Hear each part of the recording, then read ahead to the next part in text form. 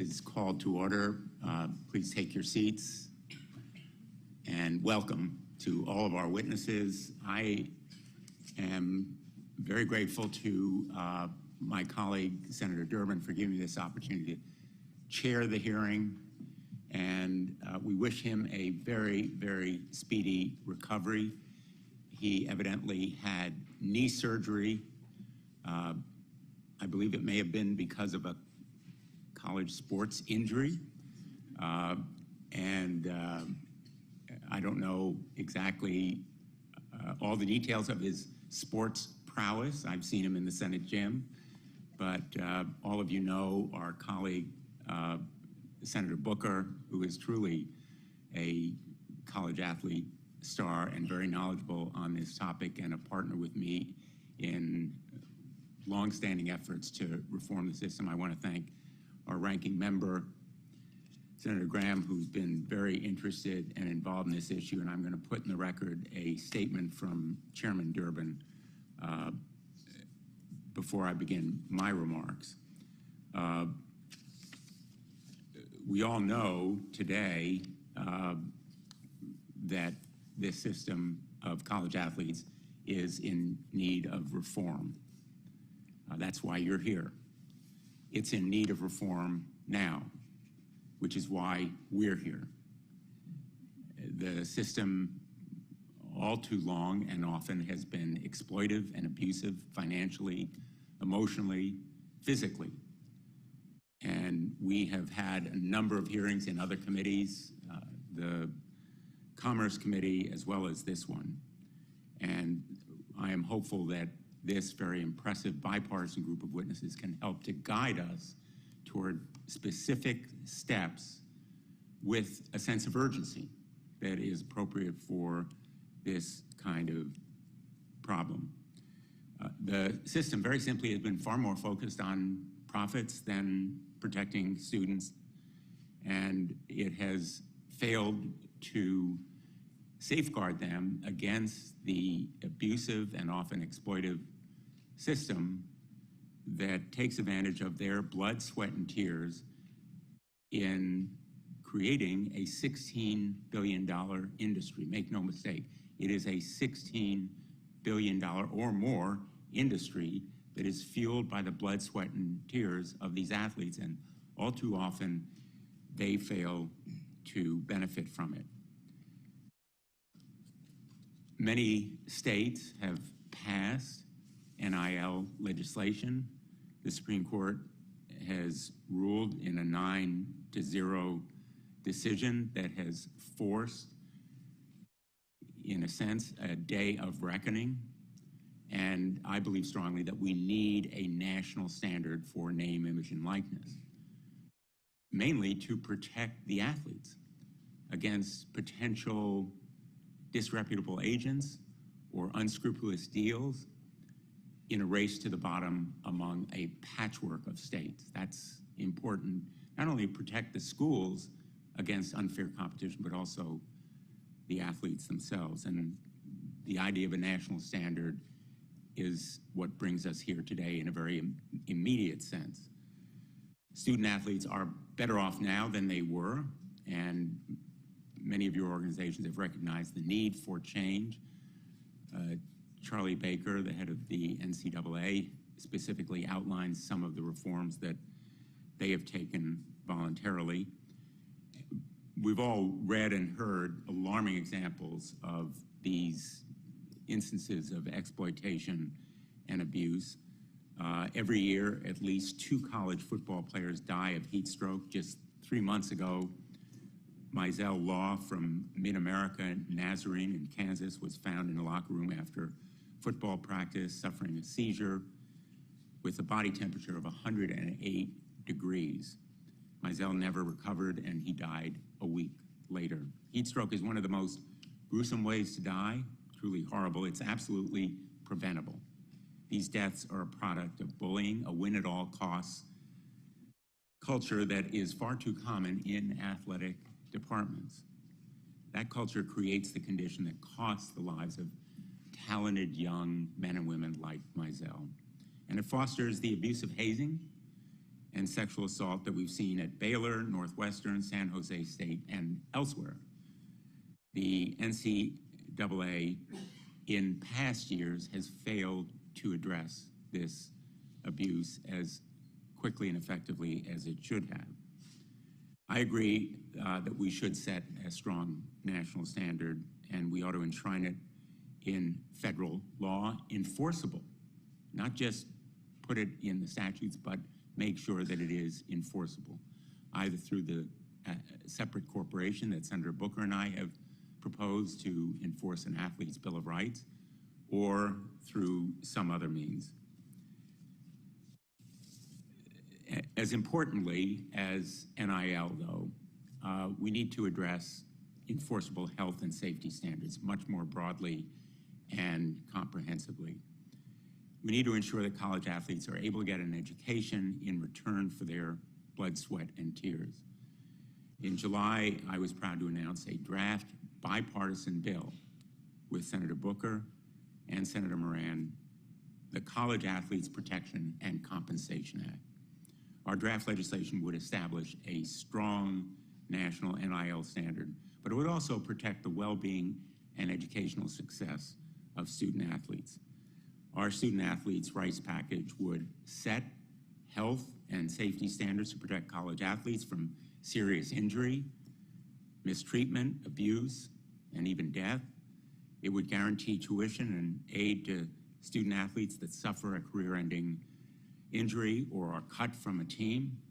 It would establish a medical trust fund to cover health care for long-term injuries resulting from college athletes' participation in sports, and it would bring transparency to the NIL market and to college athletes' programs. We've talked about these kinds of reforms for more than a decade. The time for action is now. There are lives ongoing, careers at stake, individuals who really need and deserve this kind of protection. And I'm very grateful to Senator Durbin and the committee for addressing this topic. And I'd like to turn now to the ranking member. Thanks, Senator Blumenthal. Yeah, we're hoping that Senator Durbin gets back soon. I don't know what his 40 time will be after the knee injury, but in my case, I just want to run 40. I don't care how long it takes. I'm going to try to get Senator Booker's number and put it online, see if we make a little money. What number were you? 81. So we meet today with the world on fire. To my Democratic colleagues, you have been very good to work with in trying to find a response to this horrific attack by Hamas against Israel that will make the world a better and safer place. So as we talk about one of the more fun things in American life, college sports, I just want to let everyone out there know that this committee is working hard to try to find a way to be helpful. In terms of being helpful, where I come from, South Carolina, and many people on this side, college football is not a sport, it's a religion. And we're very concerned about where this thing is going. I think there's a lot of bipartisan support. There needs to be a national standard. All of your schools need to have some guidance that applies to everybody all the time. I think if you make college athletes employees, you're going to knock out sports programs for Division II. A lot of non-revenue generating sports, particularly in women's athletics, will go away. As you try to elevate some of the star players to make sure they get a piece of the pie, we don't want to create an environment where Division II or smaller Division I schools will be knocked out of the game because they can't afford it. I want it still to be an amateur sport to the best that we can. So to me, I want to associate myself with what Senator Blumenthal said. There needs to be a federal standard. Utah is offering everybody on the team a new truck. There's no end to this. You know, donors are out there competing ferociously. In pro sports, you sign a contract. That means nobody's going to take that player away from you for a certain period of time. You got a chance to get your money back. Between the portal and NIL, college football is in absolute chaos. and we need to fix it. And so national legislation is the only way to fix it. And in our desire to protect the athlete, which is a worthy goal, we can't destroy by making it so expensive non-revenue generating sports. And we want to make sure that athletes at every level in college, smaller colleges, can play too. That's the goal. I look forward to trying to find a solution. Thank you. Thanks, Senator Graham. I'll introduce the witnesses and then we'll swear them in and turn to their statements. We're pleased to have all of you here today. Charlie Baker, our first witness, is president of the National Collegiate Athletic Association, or the NCAA. Mr. Baker is a former basketball player at Harvard who also happened to serve as governor of Massachusetts from 2015 to 2023. We're joined by Tony Petitti, commissioner of the Big Ten Conference. The Big Ten, one of the so-called Power Five conferences, is home to several powerhouse college athletic programs, which I know Chair Durbin would like to note includes the University of Illinois and Northwestern University. Our next witness is Trinity Thomas, an All-American gymnast at the University of Florida. Among her many accomplishments, Ms. Thomas is a two-time Honda Award winner given to top female athletes in college gymnastics, and she holds the NCAA record for perfect 10s with 28. She is currently pursuing her second master's degree and has built an impressive NIL portfolio. We're also joined by Ramogi Huma, executive director of the College National College Players Association organization he helped to found for college athletes' rights. Mr. Huma earned a bachelor's degree and a Master of Public Health degree from UCLA, where he was a member of the football team, and he's been very helpful in the past, not only in advocacy, but also in helping us shape legislation. Mr. Walker Jones, executive director of the Grove Collective, an entity designed to help athletes at the University of Mississippi monetize their NIL rights. Mr. Jones graduated with a bachelor degree from the University of Mississippi, where he was a member of the college football team. Ms. Jill Bodensteiner, Vice President and Director of Athletics at St. Joseph's University, member of the Board of Directors of Women's Leaders in Sports. She can speak to the perspective of how smaller universities are dealing with the advent of NIL. And finally, Jack Swarbrick, Vice President and Director of Athletics at the University of Notre Dame. Mr. Swarbrick has helped to shape modern college athletics. Earlier this year, he co-authored an op-ed in the New York Times discussing the state of college sports. We welcome all of you, and would you please rise to take the oath, which is our custom. Do you swear that the testimony that you will give is the truth, the whole truth, and nothing but the truth, so help you God? Thank you. Mr. Baker will begin with your testimony, please.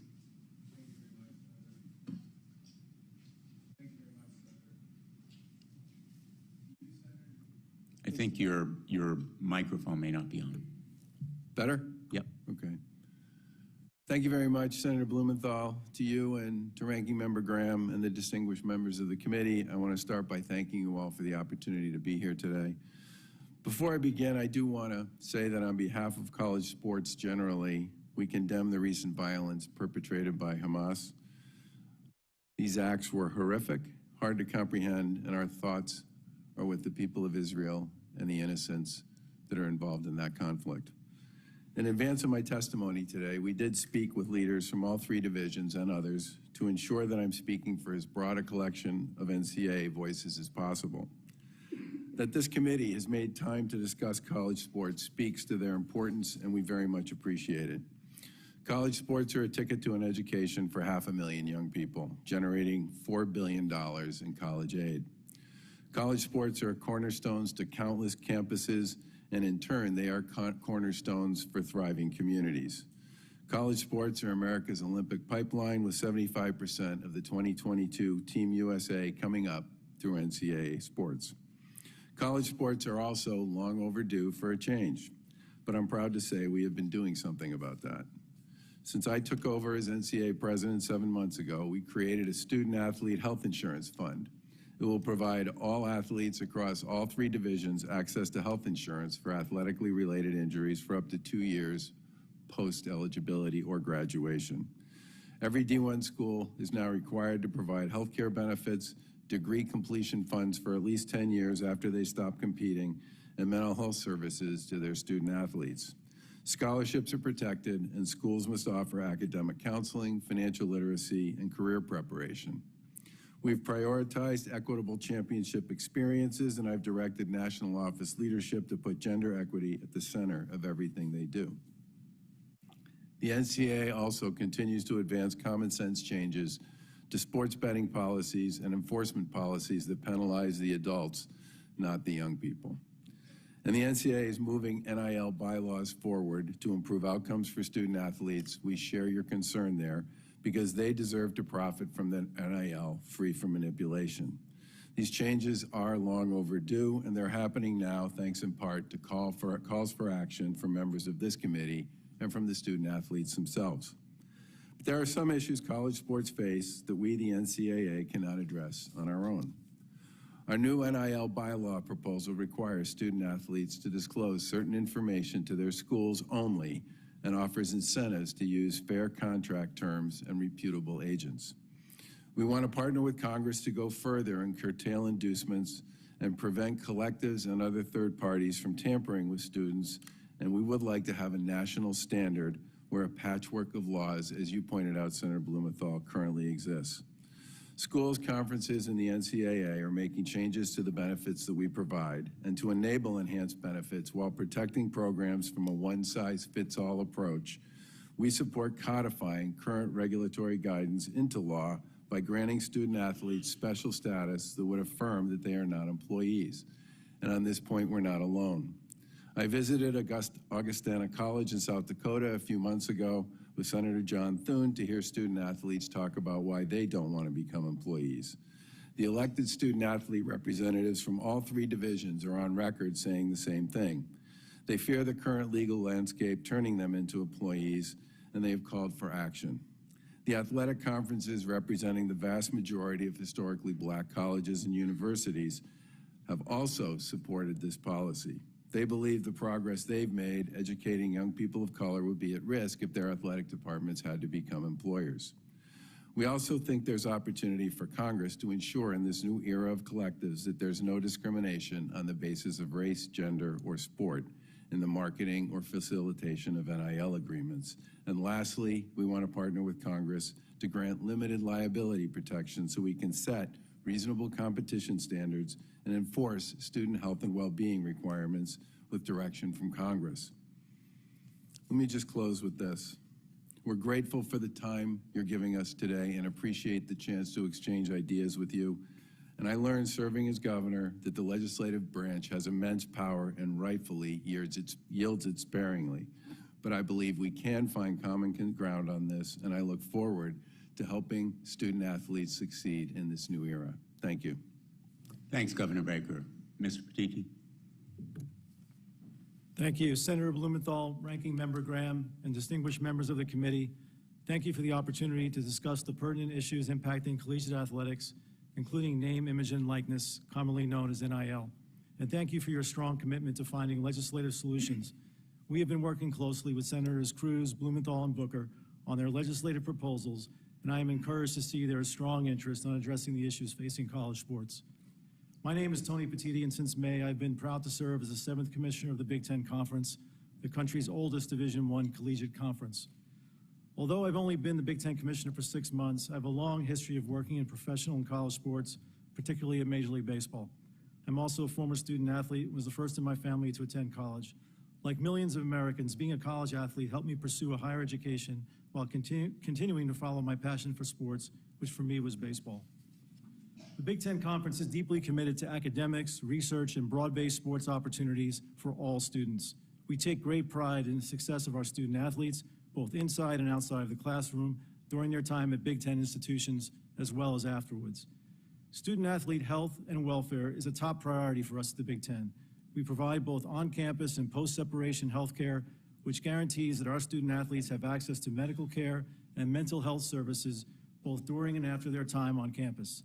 While the Big Ten and other Autonomy 5 conferences currently provide these important benefits, the Big Ten is open to and supports efforts to discuss additional health and wellness benefits for our student-athletes.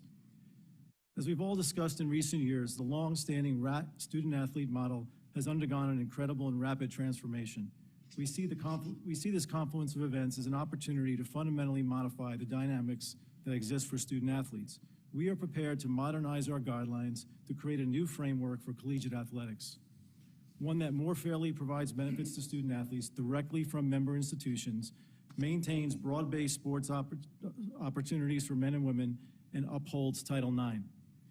We see four main challenges that must be addressed by proper regulation to better protect and serve our student-athletes and to support a new governing structure. First, there are now more than 30 different state laws related to name, image, and likeness. Many states are passing NIL and associated laws designed specifically to provide their in-state universities with a competitive advantage in recruiting through the promise of NIL. To provide certainty, equity, and competitive balance, a uniform federal statute is needed to preempt this network of state laws.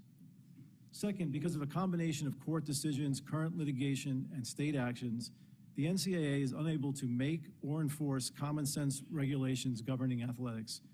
Through legislation, Congress should grant limited and conditional liability protections so that we can set and enforce reasonable competitive standards and promote student-athlete welfare. Third is the ability to effectively identify true NIL deals from pay-for-play or inducement schemes, particularly with the precipitous rise of collectives.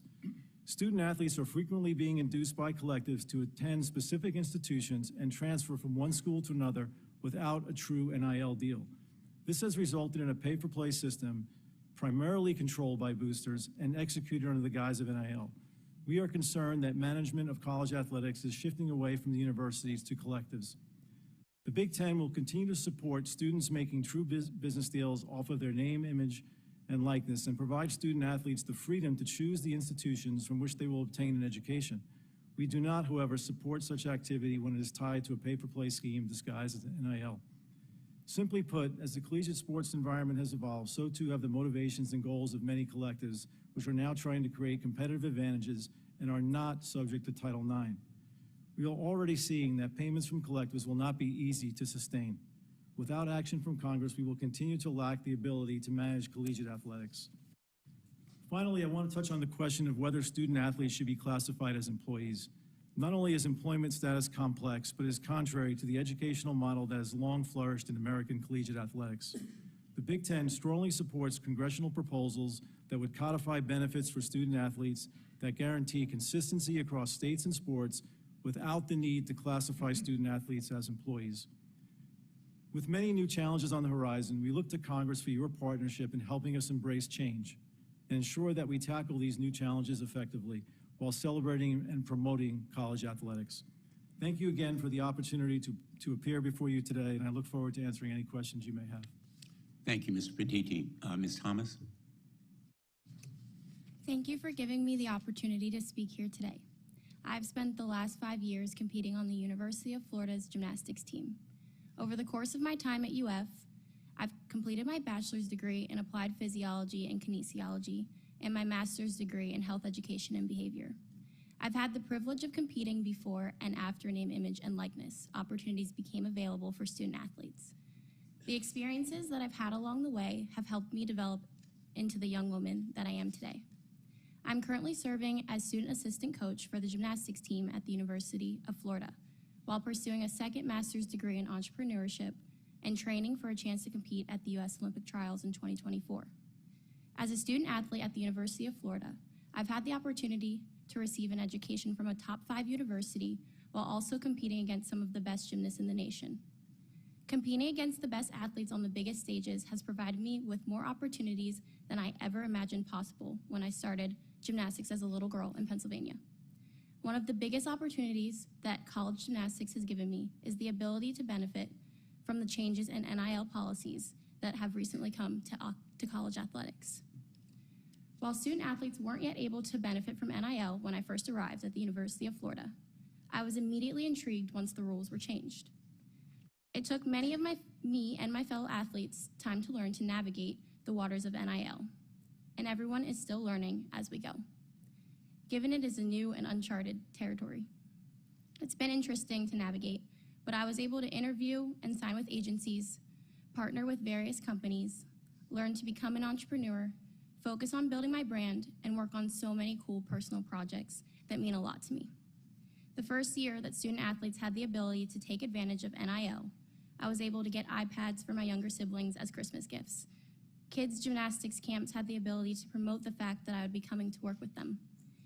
I worked with companies to support women's sports and more. Unfortunately, one of the parts of NIL that makes it difficult for student athletes is the varying laws and regulations that are in place from state to state. There currently is no single standard that applies to all student athletes in all sports, which oftentimes leaves us confused. In some cases, the different laws also place certain student athletes at a disadvantage depending on where they go to school. Recently, I was invited to attend SEC Day on the Hill in Washington, D.C. to speak with representatives from Congress. Most of my discussions centered around the issue of NIL and allowed me to share some of my personal experiences as a student athlete, including how NIL policies have impacted me personally, both the positives and the areas where there could still be improvements. While the discussions were positive, it seems clear that the best path forward for everyone would be if we had a federal NIL policy that applied to all athletes from every sport, at every school, and at every level. This will create equal opportunity for all student athletes to benefit from NIL and will create a uniform standard to ensure we're all playing by the same rules and eliminate confusion and unfair advantages. A federal law will also have the benefit of ensuring the future of sports, like gymnastics, are protected. The SEC is one of the nation's hotbeds for showcasing and developing Olympic talent, and it would be a huge loss that would be felt well beyond just college athletics if these sports were put at risk due to any future legislation that might come from one state or another. Protecting the future of my sport and the dozens of other sports that have developed future Olympians should be a top priority. Not only do women's and Olympic sports at the collegiate level help young women like me receive a college education, but they also help athletes benefit from the very same NIL opportunities that I have experienced during my time as a student athlete at the University of Florida. While college sports took a step forward with NIL during my time as a student athlete, more can still be done to better the lives of all student athletes. I'm hopeful we will soon have a national standard and the future of college athletics will be improved for the next generation of great student athletes. Thank you for taking the time to focus on a topic that is important to me and hundreds of thousands of student athletes all over the nation. Thank you so much, Ms. Thomas. Mr. Huma. Good morning. First, I'd like to thank Chairman Durbin and Ranking Member Graham, Senator Blumenthal, for allowing me to testify today. The National College Players Association, the NCPA, served as the sponsor of the first state NIL law in the nation and successfully fought for the passage of NIL laws in a dozen other states. College athletes now have the ability to earn NIL compensation, just like other college students and American citizens. As hard as the NCPA has fought for college athletes' NIL freedoms, NIL should not be a priority for Congress because athletes already have these freedoms. While there are some NIL-related areas that should be fine-tuned, such as athlete agent certification, there are more important issues that athletes desperately need Congress to prioritize. Instead of adopting an NIL-only bill, Congress should include broad-based reform that is critical in protecting college athletes. Many are shocked to learn that the NCAA refuses to enforce safety standards. It's not against NCAA rules for college athletics personnel to force an athlete back into the same game with a concussion, sexually abuse an athlete, or kill an athlete in a hazardous workout. Instead of helping these athlete victims, the NCAA coldly responds that it has no duty to protect college athletes. Then whose duty is it? These colleges receive federal funds while creating hazardous conditions for their athletes. The NCPA's stance is that Congress has a responsibility to protect college athletes. The NCPA asked this committee and Congress not to follow the NCAA's lead by skirting this important duty. The NCPA is grateful for so many of the members of this committee taking an active role in trying to address problems in NCAA sports through legislation. We believe there can be a bipartisan solution that can iron out some of the NIL issues, as well as bringing forth critical broad-based reform, including the enforcement of safety standards, coverage for athletes' sports-related medical expenses, and prohibiting the NCAA from discriminating against female college athletes like we saw during its March Madness tournament. The NCPA has been working closely with Senators Booker, Blumenthal, and Moran on a bipartisan draft that not only addresses NIL issues, it includes important broad-based reforms. And this draft continues to head in a promising direction. As a practical matter, any bipartisan legislation that can actually move through the Senate cannot have poison pills that would kill it. Such a bill shouldn't attempt to require or prohibit athlete revenue sharing, require or prohibit athlete employment status, or attempt to give NCAA sports an antitrust exemption. There are strong beliefs about these areas among stakeholders, but these issues should be set aside so that bipartisan progress can be made in other important areas. Both before and after state NIL laws became effective, the NCAA and its conferences lobbied Congress for an antitrust exemption, which the NCPA strongly opposes. Antitrust lawsuits, U.S. DOJ antitrust investigations, and state legislation targeting NCAA antitrust violations have brought forth important economic freedoms and protections for college athletes. Because of antitrust laws, the NCAA can no longer price fix an athletic scholarship below the cost of attendance, limit scholarships to only 1 year, prohibit colleges from providing medical coverage to athletes, or ban athletes from earning NIL compensation. The NCAA is a chronic antitrust violator and a glaring example of why antitrust laws are needed in this country. Another important issue, and one that is worthy of its own separate bill, is the harmful conference realignment that will require college athletes to spend many additional hours traveling at the expense of their academics and their health. These developments are nothing but a greedy TV money grab that treats athletes like commodities and education like a punchline, using athletes in predominantly black sports to generate more TV dollars at the expense of their education, while black football and basketball athletes suffer the lowest graduation rates, is unjustifiable. Another problem is that as mega conferences emerge, each team and fan base will have less of a chance to win their conference. Colleges in mega conferences are literally selling out their athletic future for TV dollars. Just to give a pay bump to coaches, athletic administrators, and spend on more shiny facilities. This is short-sighted, this harms college athletes, and the NCPA is encouraging Congress to pass legislation that would base conference realignment on reasonable regional proximity and limit the number of colleges in a conference. It's no secret that there are partisan divisions in many areas in American life, but sports is a special area. The NCPA has worked with lawmakers on both sides of the aisle to pass NIL laws in red states, blue states, and purple states, because when it comes to the well-being of college athletes, lawmakers who care about athletes find themselves on the same team, regardless of political party. Every future, current, and former college athlete in each of your states needs you to join this team and pass meaningful, broad-based legislation. Thank you. Thanks very much, Mr. Huma. Mr. Jones. Senator Blumenthal, Ranking Member Graham, and members of the committee, thank you so much for inviting me to be here today. My name is Walker Jones, and I'm the Executive Director of the Grove Collective, representing student athletes at the University of Mississippi, and I'm also a founding member of the TCA, or the Collective Association, which is comprised of 25 collegiate collectives from across the Power 5 landscape, serving as advocates for over 50,000 student athletes in 25 sports. Our goal is to serve as a unified voice to shape the development of the NIL market in college sports while creating a sustainable model that gives student athletes the ability to maximize their NIL platforms. Current data shows that collectives are responsible for approximately 80% of the money being paid to NCAA athletes through their NIL activities. Given this figure, the TCA is unique in that our members possess and are willing to share our firsthand knowledge of how NIL is working in your local communities, and we seek to partner with anyone who wants to produce well-informed and effective legislation benefiting collegiate student athletes first. Unlike all our stakeholders in college sports, we work with everyone in the ecosystem by sitting at the point of intersection within NIL commerce.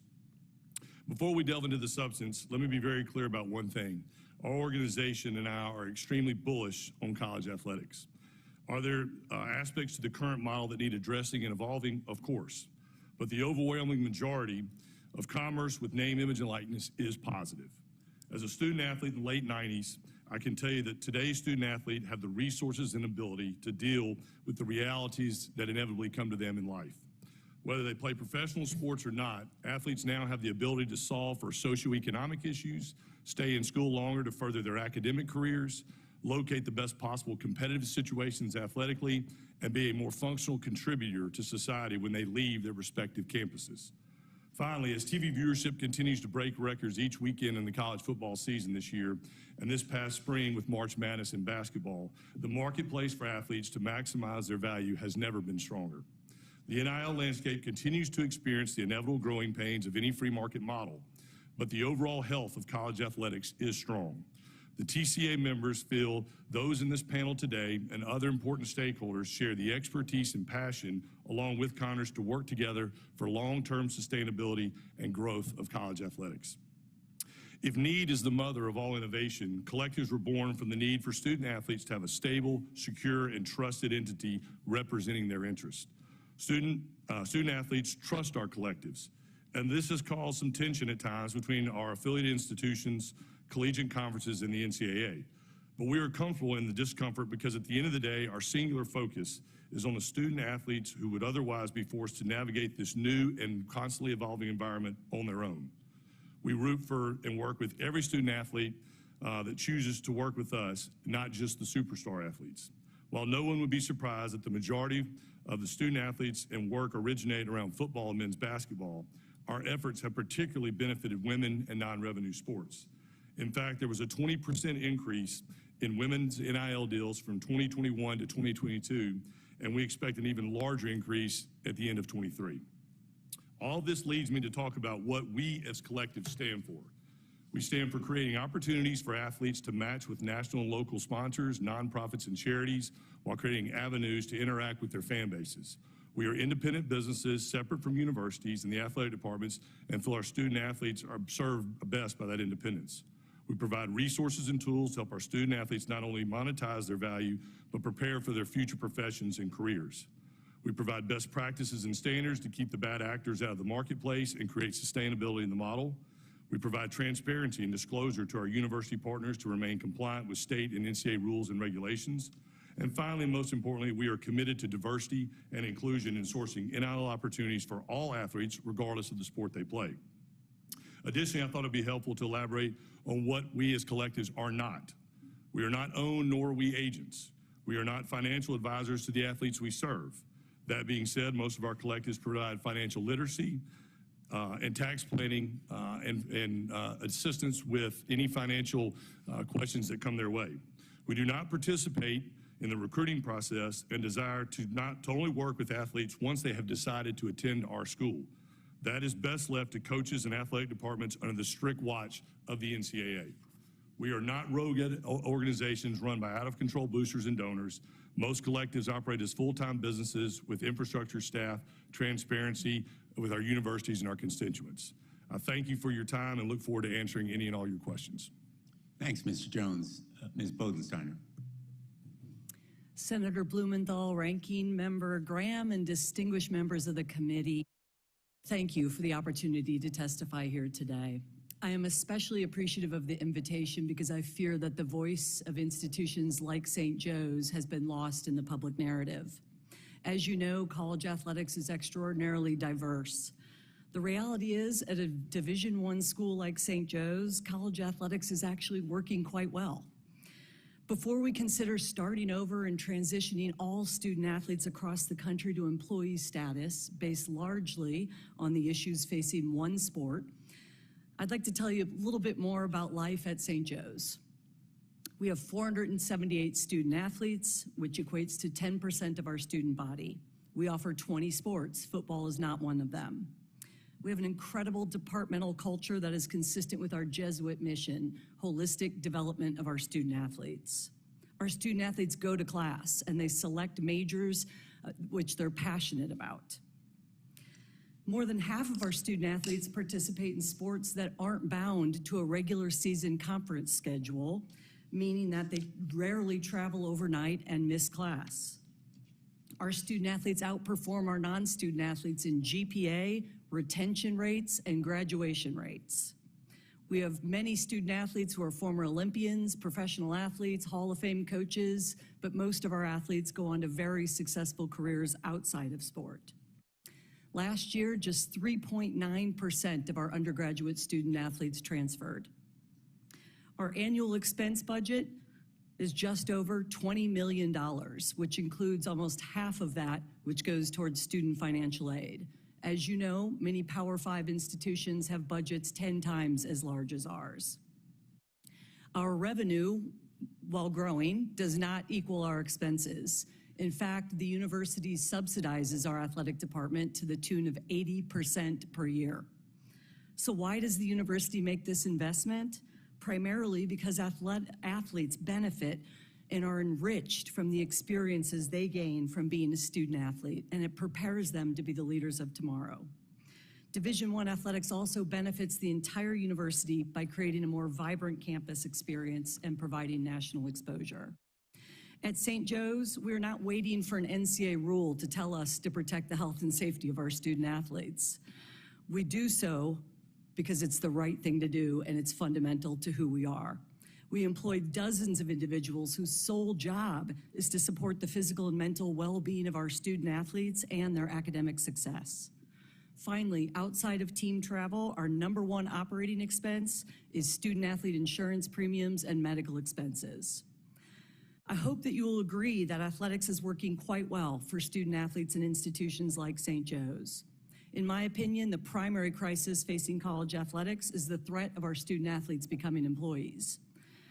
I practiced labor and employment law for 15 years before getting into this line of work. I do not believe employment status is the answer, and nor do our student athletes.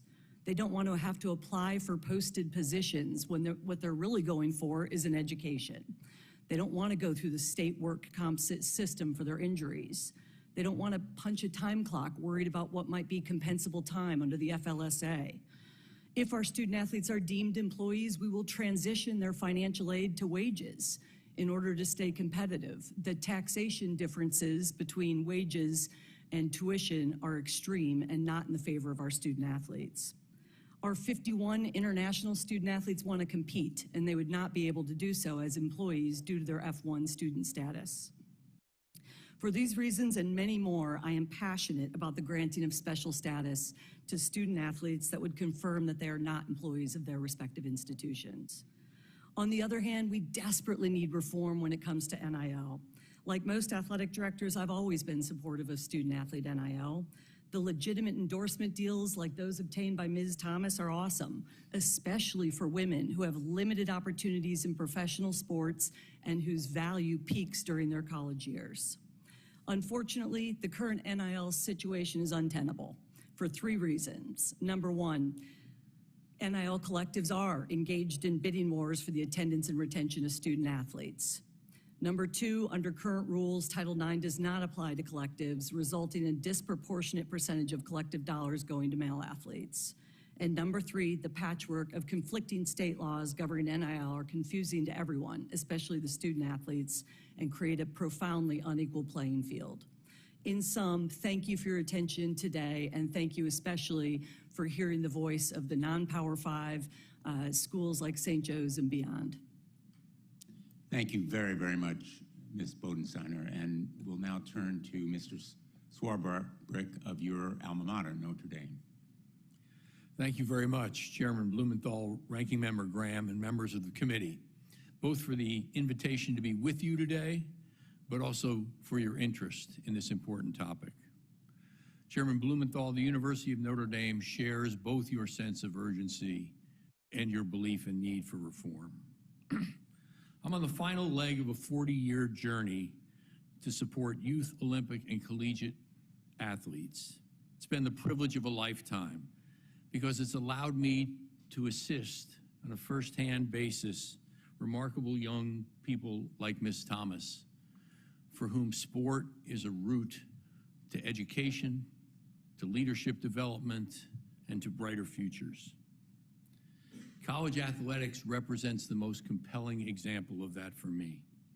It's a uniquely American asset that has enabled education for first-generation Americans, made our colleges and universities more diverse places, contributed to the very fabric of the university community, and sustained and supported our Olympic movement in this country. But that unique asset must evolve if it is going to continue to deliver those sorts of benefits. That we at Notre Dame understood that was evident in 2015 when President Jenkins became the first university president in the country in an op-ed piece to call on the granting of rights for name, image, and likeness for all student athletes. More recently, in an op-ed piece, Father Jenkins also demonstrated our support for medical trust fund and for graduation guarantees to student athletes. The common thread in that view at the University of Notre Dame is normalizing the experience of student athletes against that of students who are not athletes. That was the basis of our opinion on name, image, likeness, and ideas. If every other student at our campus had that right, why shouldn't student athletes? Similarly, where there is a difference based on athletic participation, in this case, the risk of injury in contact sports, or the potential to leave early to pursue a professional opportunity, then a distinction is appropriate, and that's why we supported both the Medical Trust Fund and the graduation guarantee. We recognize that that reform must continue, and there's a necessary role for Congress to play in it, but it can be limited in scope. We, the members of the NCAA, must accept the responsibility to do more.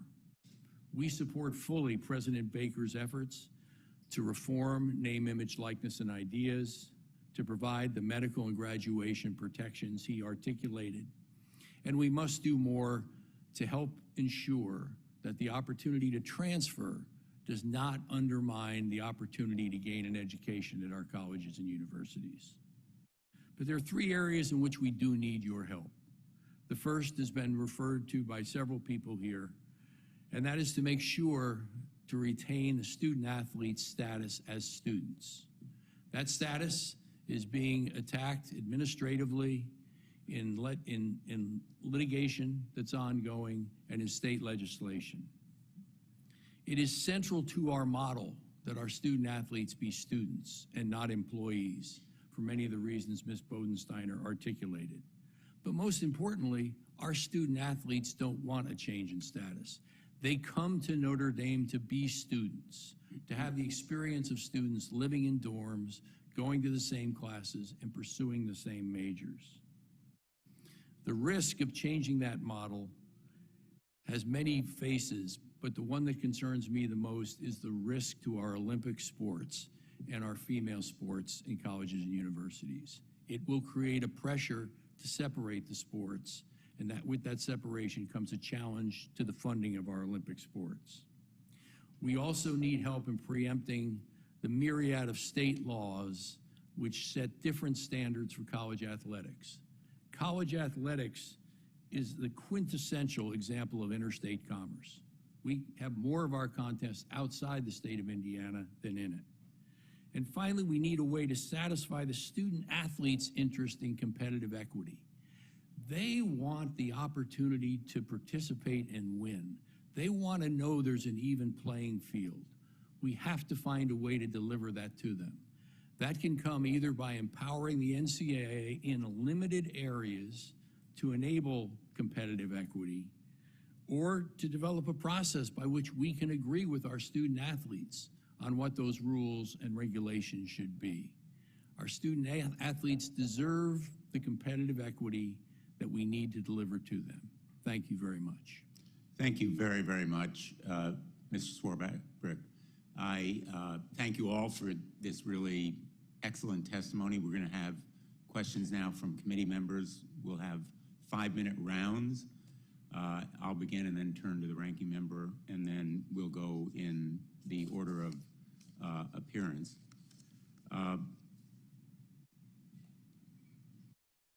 What I hear here is a really strong endorsement of college athletics as a unifying force for our communities. And Senator Graham mentioned that college athletics is a religion in South Carolina. I don't know whether it is in Connecticut, but we celebrate victory in Connecticut. As you know, UConn Huskies men's team won their 5th championship. Our Quinnipiac hockey team was victorious as well. And we have parades literally through the streets of Hartford when it happens. So I think you've all highlighted the unique unifying force that college athletics play and the opportunities it affords to students and the unique opportunity that we have and the need to do it now for reform. I hear also strong reservation, the need opposition to classifying athletes as employees. I hear a general feeling that the reform very likely should go beyond just strictly NIL. And what I hear very encouragingly is that some of your colleges, St. Joseph's and Notre Dame, most impressively, are already embarking on many of the reforms that Senator Booker and Moran and I have proposed. But we need to avoid a race to the bottom in name, image, and likeness, a bidding war among colleges that often tempt college athletes with unscrupulous deals or agents and put colleges at the mercy of an unequal playing field. What I'd like to do is now focus on the reforms that may avoid the need for even that employee status that seems so alluring to many who proposed reforms. I'd like to ask all of you, and in the interest of time, I'm going to put it to you collectively, would any of you oppose the creation of a medical trust fund to cover health care for student athletes' long-term injuries? If you would oppose it, raise your hand and I'll call on you. Nobody opposes it. The record should show. Would you oppose guaranteeing the scholarships of student athletes that suffer career-ending injury or who are cut from a team? If you oppose it, please raise your hand.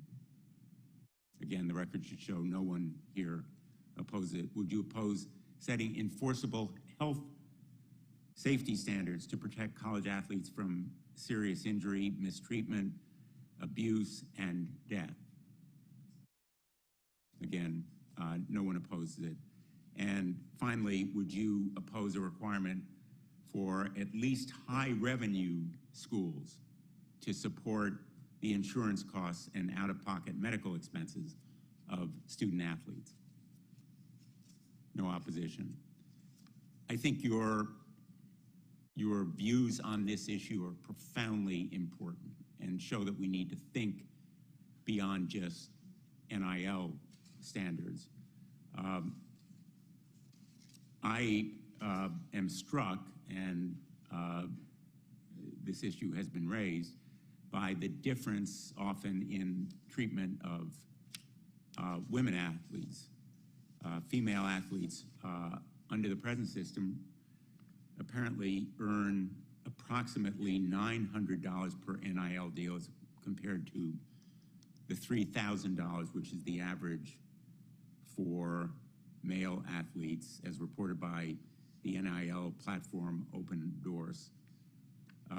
It seems to me that this area is one where reform is necessary. And I'd like to ask Ms. Thomas and Ms. Bodensteiner for your views on this topic.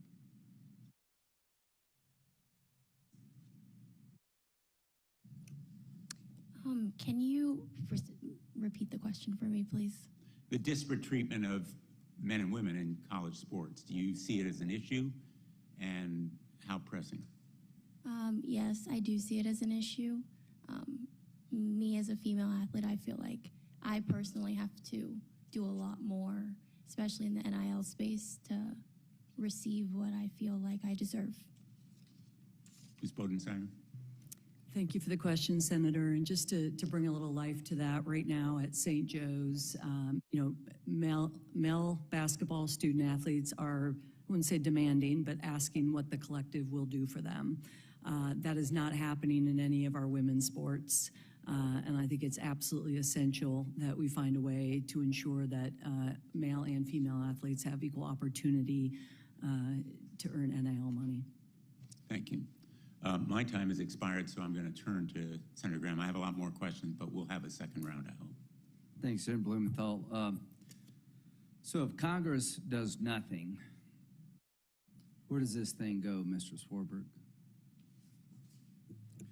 Well, I think we'll wind up with a series of rulings that declare students as employees subject to the FLSA rule or other rules and regulations, but it won't happen uniformly. It'll happen serially and create an unsustainable difference from state to state. We'll have a patchwork of state legislation that will also create differences which are unsustainable. That, for me, are the things that are most important to avoid at the moment while we continue the reforms that Senator Blumenthal articulated. Governor Baker, do you agree with that? Where do you see this thing going if we do nothing? I would say, first of all, that I think while I appreciate Walker Jones's optimism about men and women when it comes to NIL participation, the numbers are so, well, first of all, there are no publicly available numbers, okay? So the first thing we really need there, more than anything, is some form of transparency around what people are actually getting. There are reporters who cover college sports who won't write about NIL because they don't believe anything anybody tells them. That's one of the... Just hold on a second. Mr. Jones, who's the highest paid NIL person in college football? Well, again, a lot of that is some urban legend. Well, I'm not asking about urban legend. Well, you're in this business. You should know. Tell me. Well, again, probably the highest grossing is a gymnast, actually, Olivia Dunn from LSU. How much does she make? Again, she's making into the seven figures. I don't know the exact figure, but she's well into the seven figures in her endorsements. Mr. Petitti, is that Tony? Can I just call you Tony? That's fine, Senator. Thank you. Okay, where does this thing go if we just sit on the sidelines? I agree with what's been said. I think where we're going to end up is we're going to be having a system that's been dictated by myriad state laws, by the results of litigation, and by the results of employment action is completely unmanaged change. I think the results are unpredictable, and I think Let me give you my concern. Between the portal and the poaching of players, I think you're going to have chaos. I mean, you got the University of Utah offering everybody who'll play a truck. So we're headed down the road here of a bidding war. Do you agree with that, Tony? I do. I think our coaches would echo the same sentiment across multiple sports in terms of just the money entering the system. It's called NIL, but it's not really NIL. So when we say that collectives are responsible for the overwhelming amount of money in the system, that money is not really true NIL deals right now. So I feel you are correct, Senator. So here's my concern to the committee is that, college athletics needs to be available to men and women at every level, non-generating. Ms. Thomas, does the gymnastic team make money for the University of Florida, or do you know? I'm not sure. Okay. Well, you've got a lot to be proud of, but there are a lot of programs out there that don't make money. Is that true, Ms. Bodensteiner? That is correct. If it's all about money, they're going to be left behind. Division II schools. If you made Division II, if you made people employees, Governor Baker, what would happen to Division II schools? I think it's pretty clear that Division II and Division III schools would get out of the interscholastic collegiate sports business and probably turn most of their stuff into club sports. I mean, it's going to happen, right? If you make these people employees, they can't afford it. You tax everything and you completely change the model, and it's sort of a 4X increase in what the cost would be if, I mean, the typical D2 school has an athletic budget of $5 or $6 million. I mean, that's the way you should start, and D3 is more or less the same.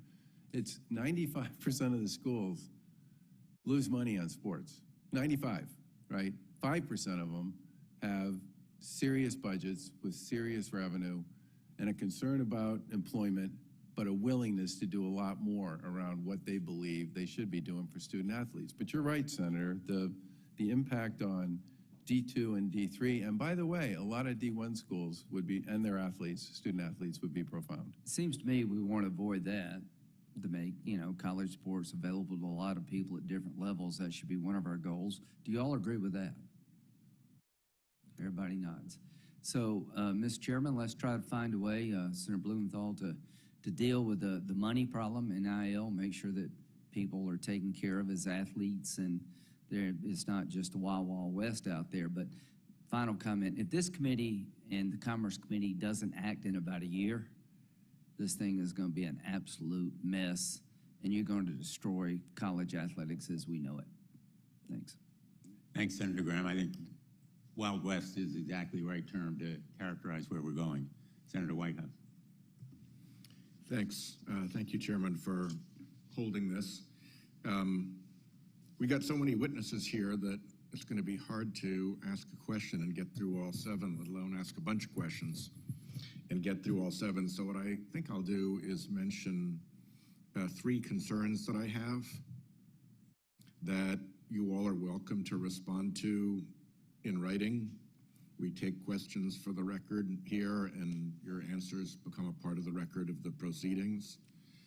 So the first concern is helping student athletes avoid unfair contracts where they get locked in for too long or get locked into contracts that have huge management and other fees, so forth. Who's in charge of protecting student athletes when there's so much pressure and money involved, and they're not exactly experts in the art of contract negotiations?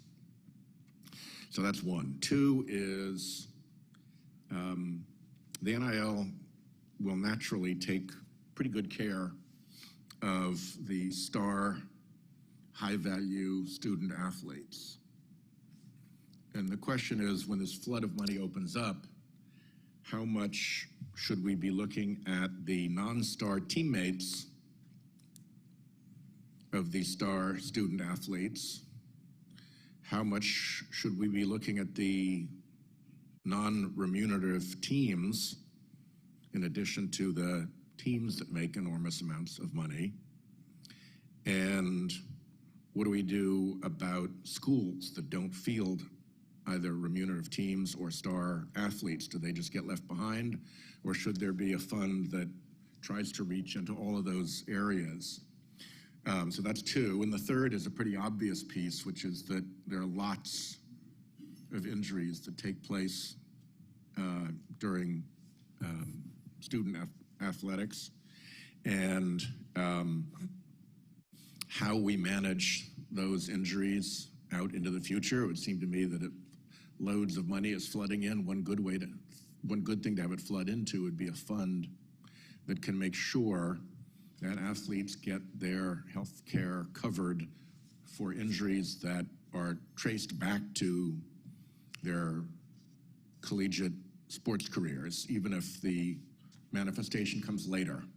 We do this with veterans all the time.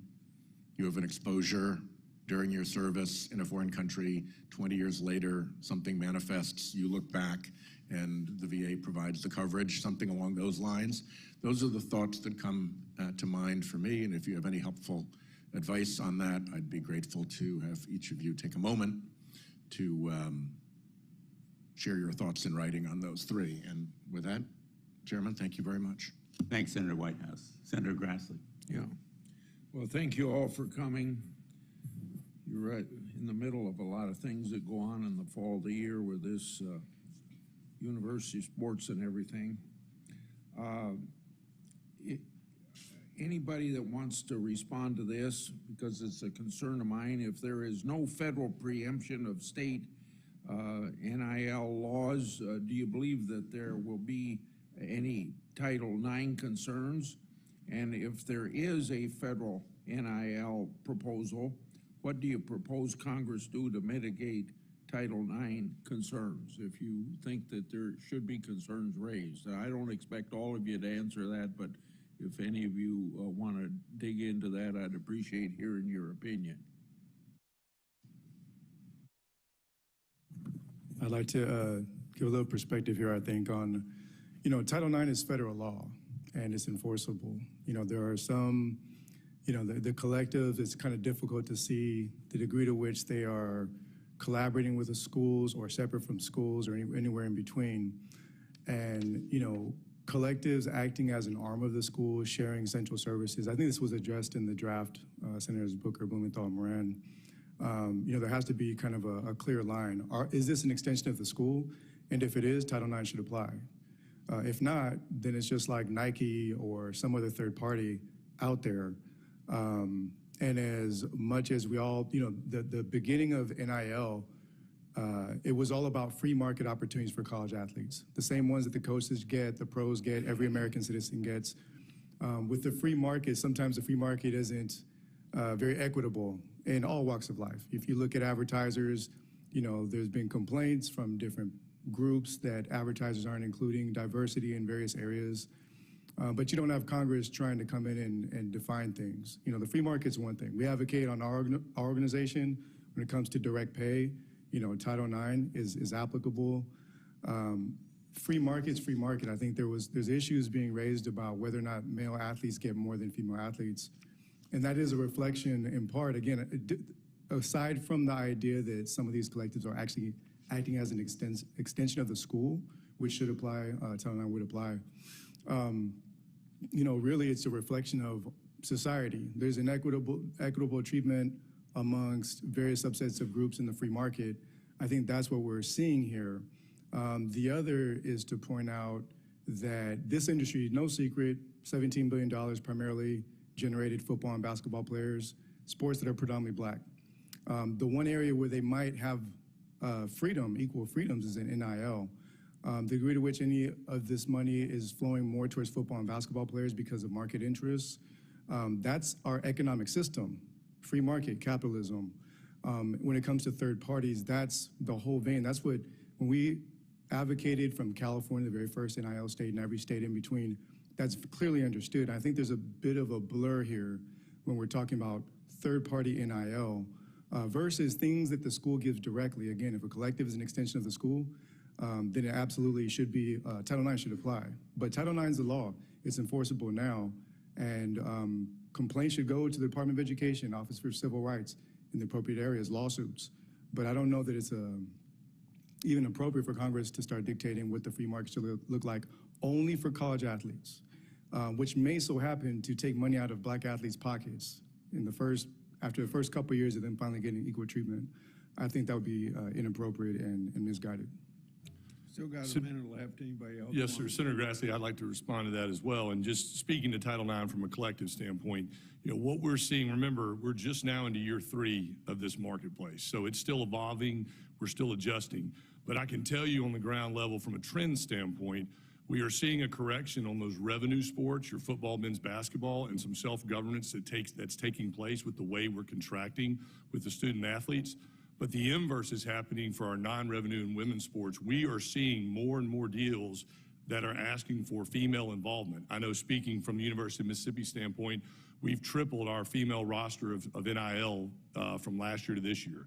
Our first team-wide deal at Ole Miss was our women's basketball team. Some of the highest earners in NIL, as I told Senator Graham, are female athletes. Now, there's not as many of them, but what I would just encourage everybody that whether Title IX applies to us from a collective standpoint or not, it would not change how we operate. We are operating to have a very diverse and inclusive athlete roster because, At the end of the day, that's what brands want.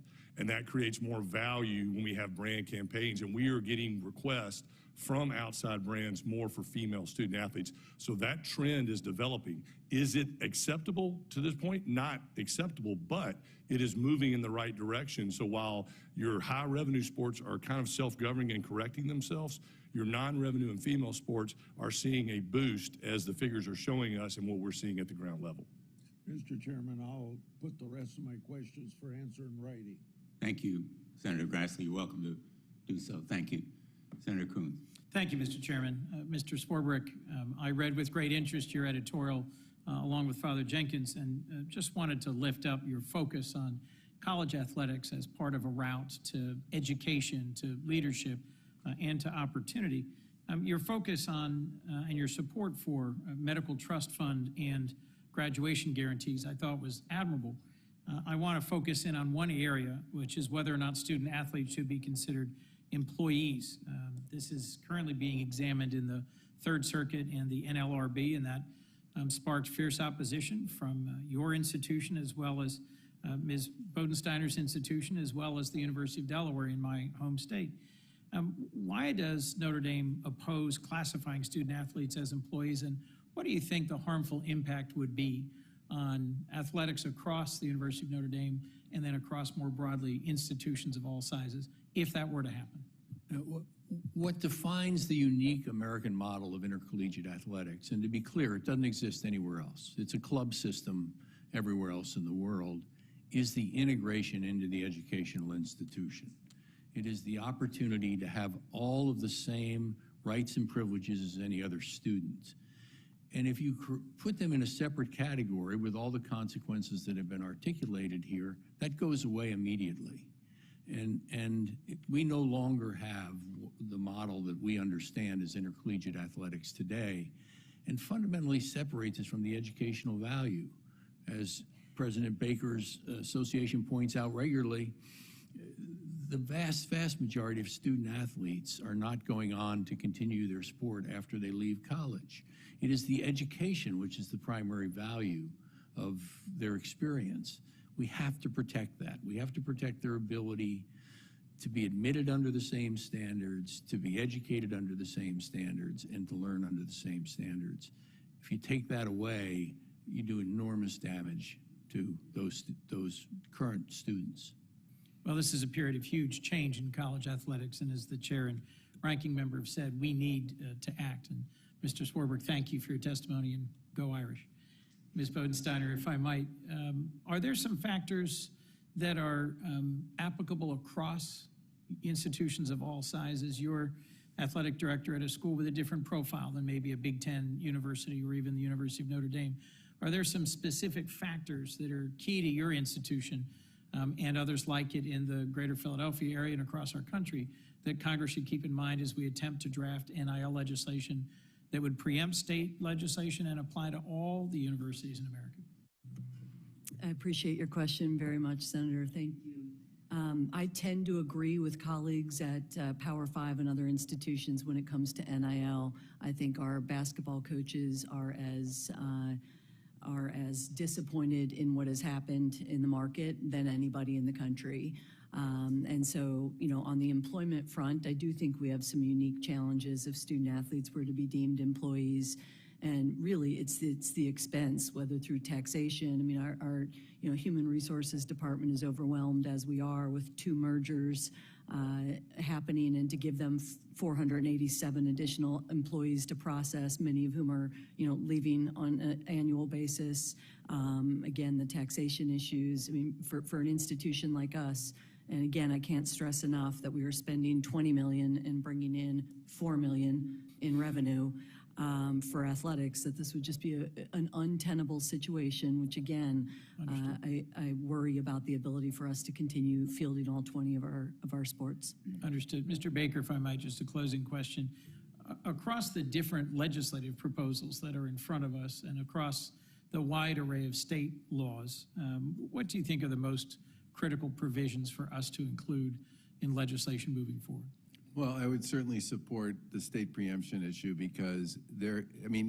if you think about this just at a conference level, most conferences have multiple states. And if you're trying to create anything that looks like a level playing field, and to get back to Trinity Thomas's comment about the fact that, thought she said it well, there should be one set of rules for all athletes across all sports and all schools. I think that's exactly right. I think the employment question is obviously on everybody's mind, and I'm sure there are things schools, especially those that can do it, which would be the 5% I talked about before, who would do far more if they felt like they could do it in an environment where their student athletes were still students. I think the issue around safe harbor, limited liability, whatever it is you want to call it, I get the fact that's a really big issue. And what I would say to Congress is if you want to create some sort of framework around that and guardrails, that's fine. But I do worry that we're going to head down a road where people are going to start challenging whether or not we should have, minimum academic standards for people to be eligible to play.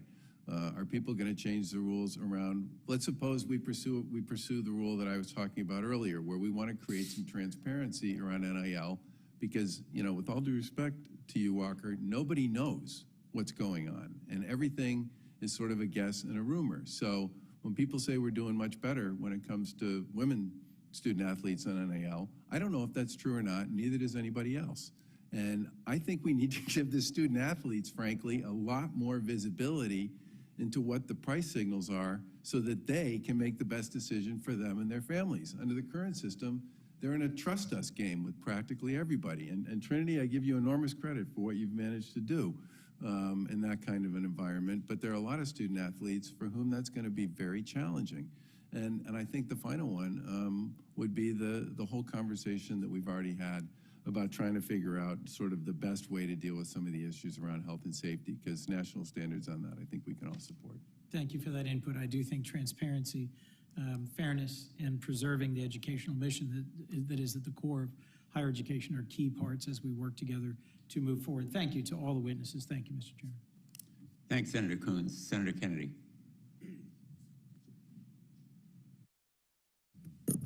Thank you, Mr. Chairman. It's clear to me from listening today that we still have a lot of work left to do. I want to start with trying to look at this issue from 30,000 feet. For many years now, college athletics has generated enormous revenues. I'm not saying that's a bad thing. That's a good thing. The Supreme Court comes along in the Alston case, is that right? In 2021, and changes where that money's going. Before, that money was going to TV stations and universities and coaches and others, I guess, construction companies that were building the new stadiums. And then after the Supreme Court decides the Alston case in 2021, the kids start getting paid. And all hell breaks loose. I mean, is that what is going on here? The fact that the money is being redistributed, and that's going to cause the world to spin off its axis because the kids are getting a share of the dough? Governor? What I would say, Senator, in response to the Alston decision is there is flexibility for schools that can afford to make Alston payments to do so, and they can make Alston payments in particular sports as long as they manage to satisfy the Title IX requirements, and they can choose what level they want to support, and they can also choose to play or not. But you're getting down into the weeds, and I'm not saying that's a bad thing. We're going to have to get in the weeds. But that's what before the Alston case, everything was just fine. And then the Alston case is handed down, and the kids start getting some of the money, not the adults. The adults have got a share. And all of a sudden, the world's on fire. What am I missing here? For the record, I support the Alston stuff. I also support NIL. I just would like to see a little more transparency and support for information to make it easier for student athletes to succeed in this space. Well, let me make this suggestion to you, and I want to hear from the rest of the panel. I would strongly encourage you and your colleagues to try to get together and come up with a new system for us to consider that looks like somebody designed it on purpose. You may regret asking Congress to intervene here. All of a sudden, you're going to be micromanaged. Now, I'm not saying we shouldn't, and my colleagues have raised excellent points, and it sounds to me like we do have a bit of a, I don't know, wild, wild west, as Chairman Blumenthal described it. But I'd be real careful before you invite Congress in to start micromanaging your business. Let me go back to the original question. Any of you, what am I missing about this? Isn't this fight over the fact that the kids are now getting some of the money that the adults were getting before? Yes, sir. Absolutely, absolutely. The injustice that has been inflicted on college athletes seemed to be fine for the industry until we won some court rulings and state legislatures started passing laws. Essentially, the industry had a monopoly on college athletes' NIL value. They owned every penny. Nike wants to slap a logo on a kid, got to pay the school. Kid can't get a penny. That's what this is about. Many of the schools even said, hey, if that happens, we're going to lose money. Well, that means you've been stealing money from these kids. If it's against like the Supreme Court, if it violates antitrust law, that's the problem. You know, the opposition, even employment stats, all this is about, we don't want to pay them fairly. You know, NIL, just so you know, this is not equitable economic situation here. That's like saying, go get another job because we're not going to pay you for what you do here. You know, we're going to cap you. Have a national price fix for a scholarship, no matter, and a lot of these schools, that's me or That's not. the NFL, man. Is it?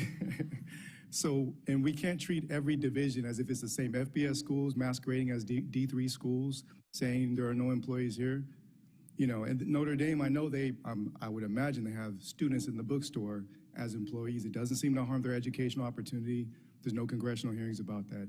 We're talking about equal rights. And this industry is operating in an illegal fashion. It's breaking antitrust law, breaking labor laws, and now it's coming home. And players are getting, you know, avenues and levers and pulling leverage, and here we are saying the sky's going to fall, but it's not the truth. I agree with you. I don't mean to go over so much, Mr. Chairman. We are talking about rights here, but we're also talking about money. And it just seems to me that this controversy, in part, has been caused by a model of redistribution for that money. And I've got a lot of sympathy for the kids, I have to tell you. The adults seem to be able to take care of themselves, but it's the kids that make all this possible. Thank you, Mr. Chairman. Thanks, Senator Kennedy. I just want to make clear before I introduce the next senator who happens to be the co-author with me of the College Athletics Protection and Compensation Act. There's no effort here to micromanage anything, and I think that Mr. Huma makes an excellent point that even the limited benefits so far to college athletes that we've seen have come because of a fight, because of an effort on the part of advocates like Mr. Huma and others who are here to treat athletes more fairly, and nobody's been a stronger advocate than Senator Booker. I'm pleased to call on him. He genuinely would have benefited from NIL had it existed when he was playing football at Stanford. We often joke, I was a college swimmer, and there's no way anybody would have offered me a contract to do anything in NIL, but he was a genuine star, and he's been a star on this Mr. Chairman, can I respond? And look, Richard, you make a very valid point, and I'm not denigrating anybody's efforts here. I'm just suggesting that we do need to be careful. Once Congress decides to get involved, it really gets involved. I don't want to have Congress in the business of trying to establish concussion protocols for each school, because that's where it can lead to. That's all I'm saying. Thanks for that point. Senator Booker.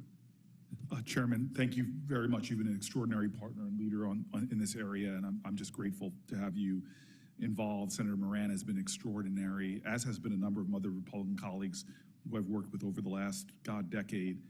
I want to thank Maria Cantwell as well, who's the chairwoman of the Commerce Committee, who's just done an extraordinary job on these issues as well.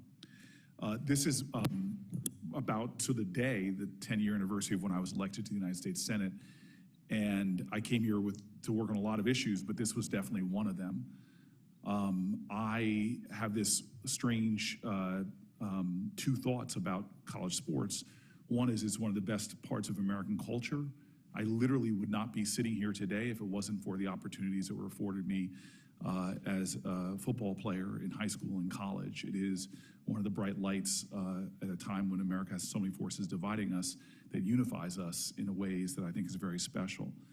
The challenge I found 10 years ago is in the first Commerce Committee hearing on this, I was very angry because I also knew the dark side of college sports and knew too many of my friends whose bodies were beaten and battered, who were going in their own pocket years later to try to pay for spinal cord injuries or shoulders, knees, and God forbid, I saw the challenges with CTE. Guys who were coming out of ball who had head injuries, depression, and so many other symptoms that we now know are symptoms of CTE, but nobody there to help them or support them. More than this, I just couldn't understand how we could have a system that guys who spent over 80 hours, 70 hours, 60 hours playing the sport, who didn't graduate on time, were going in their own pocket after their football career was over just to pay for the last few credits that they had. I couldn't understand how low-income kids who got a chance to play ball didn't have the money to even, get their parents to come see them play, while the jersey with their names on it were being sold in student bookstores for more money than one of their parents made in a full day's labor. And what frustrated me was, at that time, the NCAA was giving lip service to a lot of the changes, but seemed to only move when they got embarrassed. Whether it was being embarrassed like Shabazz Napier saying I couldn't afford to eat when he won the NCAA championship, or the embarrassment of showing the differential treatment of women versus men in NCAA tournaments. I am so glad that this group is here now, because the folks here before us have been extraordinary in their leadership. I cannot thank President Baker enough for being willing to work with me and my team, for his what I think has been very progressive leadership in bringing about change. Commissioner Petitti, you have been a great partner in trying to develop something that could be bipartisan and actually can work to put some common sense guardrails. And Brother Huma, we have been working on this since you and I both had hair. And it is, I cannot tell you how grateful I am for your leadership and advocacy in fighting for what most people who watch sports think should be the norm, that the men and women who are contributing most of this $15 billion industry should, at the very least, have some basic standards for health, safety, and justice when it comes to these issues. And so I'm grateful to be here with folks who are really constructive in trying to find a way, number one, to preserve college sports, which is now being threatened, in my opinion, by a lot of the Wild Wild West, which has been mentioned. And I think, Mr. Huma, you're correct. There's so much bipartisan place to land on this. While the controversial stuff we could leave aside if we could just find a pathway forward in keeping athletes centered and first. So I'm extraordinarily encouraged by the work of Senator Blumenthal, Senator Moran, the discussion document that we put out. The feedback has been so great. There is so much accord. We've got to move forward. And to Senator Kennedy's point, not to have any unintended consequences, to do it with a light touch, but again, protect college athletes. Just very quickly, I'd really like to turn to the one college athlete that's actually here, Ms. Thomas. It's extraordinary that you are here, and I can't thank you enough for being here. You are playing and have played at a level that's just great.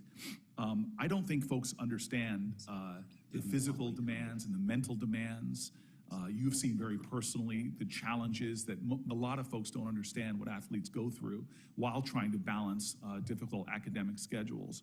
And I guess I just would love to, in the last seconds I have, why do you think it's so important that whatever we do, we prioritize the health, safety, mental health well-being of college athletes, teammates, and others? Can you just express the urgency of the moment?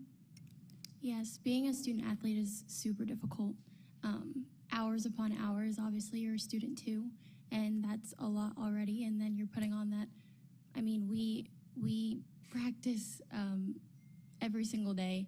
We're doing something, whether it's conditioning or practice or training or letting our trainers work on our bodies for us. It's a lot, and the traveling on top of that is a lot, and competing in our sport.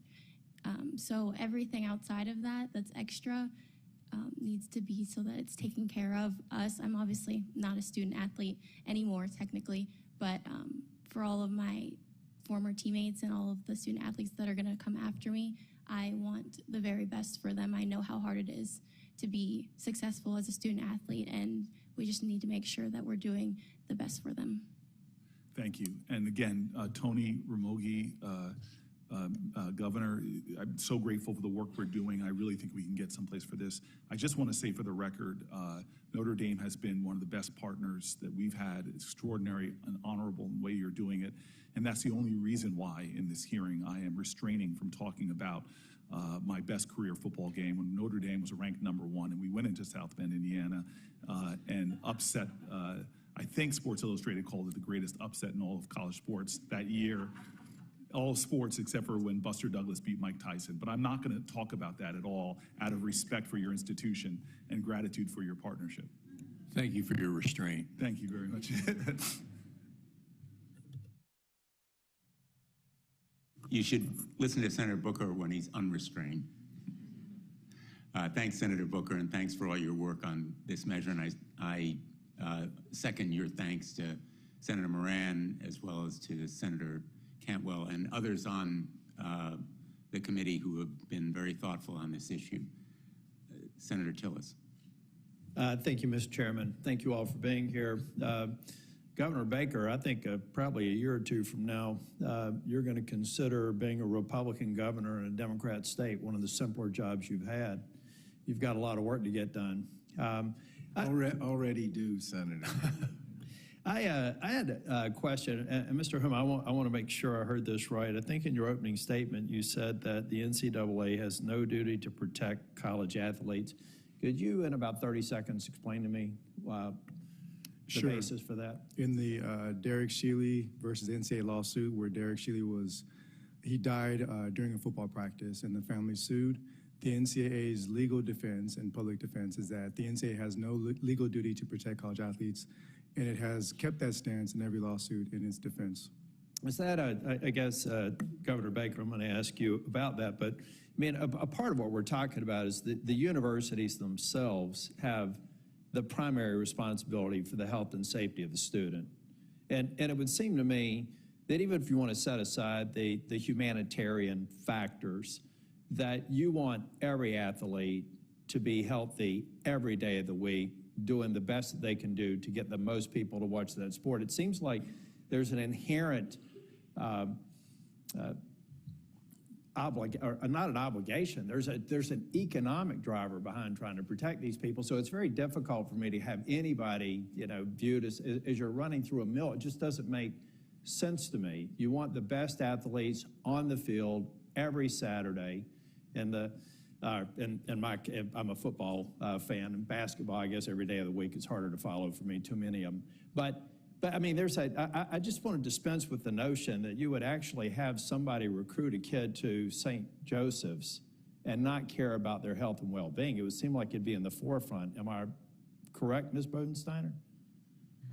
Yeah, that was the intent of my opening statement, to say we're not waiting around for an NCAA rule, nor do we feel like it's lacking. We do it for several reasons already, proactively, and if something does happen, our insurance and coverage is rich. I just don't get it. You want the stars on the field because it's the stars that attract people to the games, and it's that attraction that generates revenue and creates the economic cycle. Ms. Thomas, first off, congratulations on your academic and athletic prowess. How many 10s did you say that you've, or did, I think the chairman say you got over your career athletic? 28. 28. And I don't know if you're not comfortable, just say you're not comfortable with this. Can you tell me a little bit about the income that you're receiving from your NIL contracts right now? I'm not comfortable answering that. Okay. Well, I think it's interesting. I'd like to learn more, and maybe you know. I've read reports about, when we're thinking about NIL, we're thinking about Olivia Dunn, gymnast, who I think her career high in the uneven bars was a 9.925. So she's never gotten a 10, and she's one of the most highly compensated people in NIL right now. But I've also heard reports of people that are just making enough to where they can pay their college tuition, that they're finding ways through NIL. They're athletes, they're student athletes, but they're not the big names that are actually making revenue. Is that just anecdotal, or are we seeing some sense, Mr. Jones, that other people are finding this as a way to pay for their education and move on to something other than the collegiate sport that attracted them? Yes, sir, Senator, I would tell you that, one of the things that we're seeing at the ground level is athletes solving for socioeconomic issues that are inevitable in their life. Family-related issues, like it said, paying off a sibling student debt, flying their parents to come watch them play. So the athletes, which then also gives them the ability to stay in school longer and pursue their academic career. I think NIL, and I think everybody here has stipulated that they support NIL. I mean, that to me, anybody leaving this meeting thinking anybody's detracting from that, I don't think has been paying attention. I do disagree with some of my colleagues who don't think, and I think I disagree with you too, Mr. Jones, that we don't need rules of the road. I think it was Mr. Swarbrick that said this is the essence of interstate commerce. It was one of you in your testimony. I thought it was you. But I guess in my remaining time, several states, we've implemented a patchwork. I think that we have to eliminate that. I think that we do have to create rules of the road. This is where it gets dangerous because it means Congress has to get involved to get it right. So I guess the question I have, is there a national model that we should be instructed by, or is there a given state or jurisdiction, and Mr. Swarbrick, I'll let you answer this if you have the information, that's done it particularly well, or that we should be instructed by as we proceed down that path? Unfortunately, Senator, I don't think there is an example to look to right now. So they're all just bad examples? Well, it's been motivated by a bit of a race to the bottom for recruiting purposes, right? And okay. So that's been the challenge. If there's one thing we could do that would address the Title IX issues and otherwise, would be try to get it where name, image, likeness, and ideas has to relate to name, image, likeness, and ideas. Mm-hmm. If we could do that, the most well-known basketball player in the country right now is from Iowa, and she's a woman. When it's really about name, image, and likeness, you have an equity that's achieved, and it relates to the level of accomplishment and fame. In most pro teams, there's a handful of men or women that have marketing deals. But yet in college, everybody on the team has one. It's not a marketing deal. We need to get back to where they relate to name, image, likeness, and ideas. And Senator, just to respond to that, we are for regulation. We're not asking that there not be transparency. We are already very transparent. But a national NIL? We're fine. If there's a national preemption on state statutes, we support that as well. I'm glad we are for that, and we are ready to work with any body that wants to regulate. The problem is nobody is, and we're having to navigate it ourselves, but we support regulation and oversight. Well, thanks for clarifying. I think we have to do it. And folks, there are a lot of things. The employment status, Ms. Bodensteiner, I wasn't going to put you in that position. They become employment status. You're going to have a skeleton of an athletic program that you have today because the numbers don't work. They already don't work for you. You just reach a point to where there'll be certain sports that'll be forgotten in collegiate athletics, which really begins the beginning of the end of their sports being relevant at any level at the pro or semi-pro level. So thank you all for being here. We've got work to do, and I, for one, think that we should. Thank you, Mr. Chair. Senator Klobuchar. Thank you very much. I want to thank you, Senator Blumenthal, and you, Senator Booker, for your work, and I'm looking forward to working with you on both my positions on Judiciary and Commerce to get this done. I will try to show the same restraint as you did, Senator Booker. It's not as good, but it's pretty good. In asking my first question to Governor Baker and noting that, given that he's from Massachusetts, where they play a lot of hockey, that the University of Minnesota, Duluth, and U of M women's hockey teams have collectively won 11 NCAA championships since 2001. I'm not sure you can have that record in Massachusetts. I got nothing there. I got nothing. All right. Harvard has won several women's NCAA championships, but those numbers in Minnesota are very special. Excellent, excellent answer. Okay, next. Can you elaborate on how the NCAA's new policies will help student athletes, the ones that you note in your written testimony about improving financial outcomes, including in areas of financial literacy, standard contract terms, agent registration? Sure. The policies that the D1 Council is working their way through should be voted on before the end of the year. But they're basically designed to create what I would describe as some transparency and accountability. The financial literacy piece is something some schools already do. We would like to see everybody required to do that. The Uniform Standard Contract is basically about doing exactly the same thing we do in almost every financial transaction industry in America, which is to have a contract that represents basic terms. And if an agent wants to move off of that, they need to explain to the student athlete and the family why they want to move off it.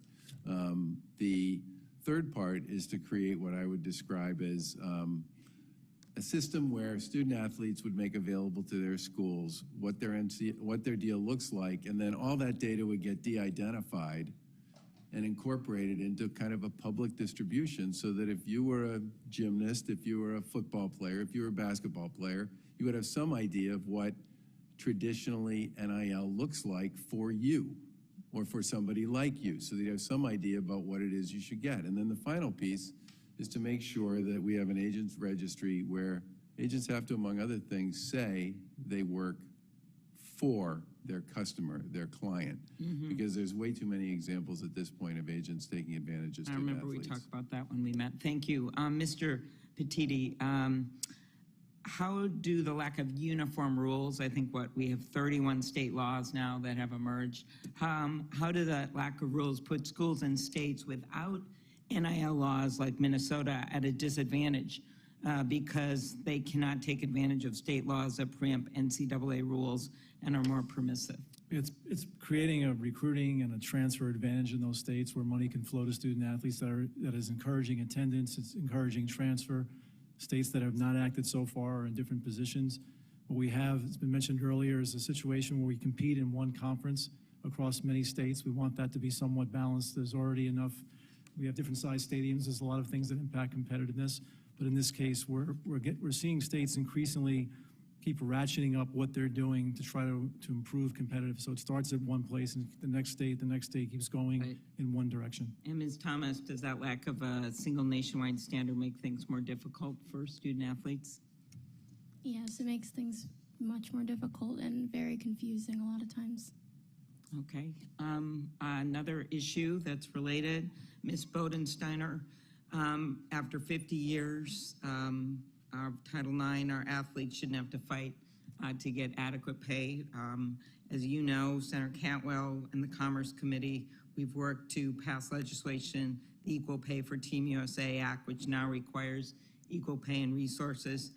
How can we ensure that gender pay disparities don't persist under an NIL system? I think it's a combination of what Governor Baker and Mr. Swarbrick have already mentioned. One is transparency, and two is getting back to legitimate NIL deals where the actual capitalist market is paying, in which case women will succeed at a greater level, I believe, than male athletes. But I think it all comes down to getting rid of this, should be impermissible market of paying athletes to attend institutions. Okay, Mr. Petitti, back to you. When we had a hearing, we all saw firsthand Simone Biles, Allie Raceman, Michaela Maroney, and Minnesotan Maggie Nicholas testify before the Senate Judiciary Committee in 2021. by coming forward. We know they made a difference. What measures are the Big Ten and its member institutions implementing to ensure these types of abuse don't occur?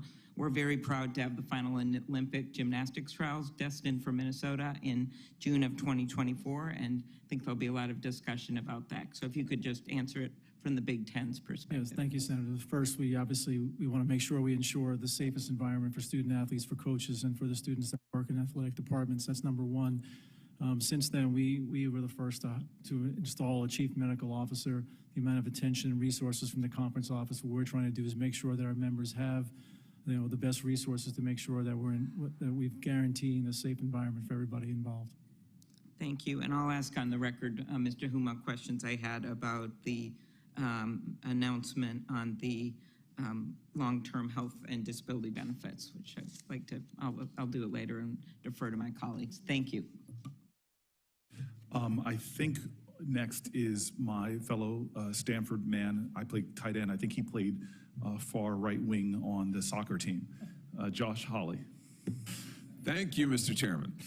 And thanks to all of the witnesses for being here. Mr. Baker, Governor Baker, if I could just start with you. I appreciated your comments in your opening statement about the attacks, the terrorist attacks on the state of Israel, and the need to condemn those for what they are. Let me ask you about some of the statements that student groups on the campuses of your member schools have said recently. Students at Harvard wrote they, quote, hold the Israeli regime entirely responsible for all unfolding violence.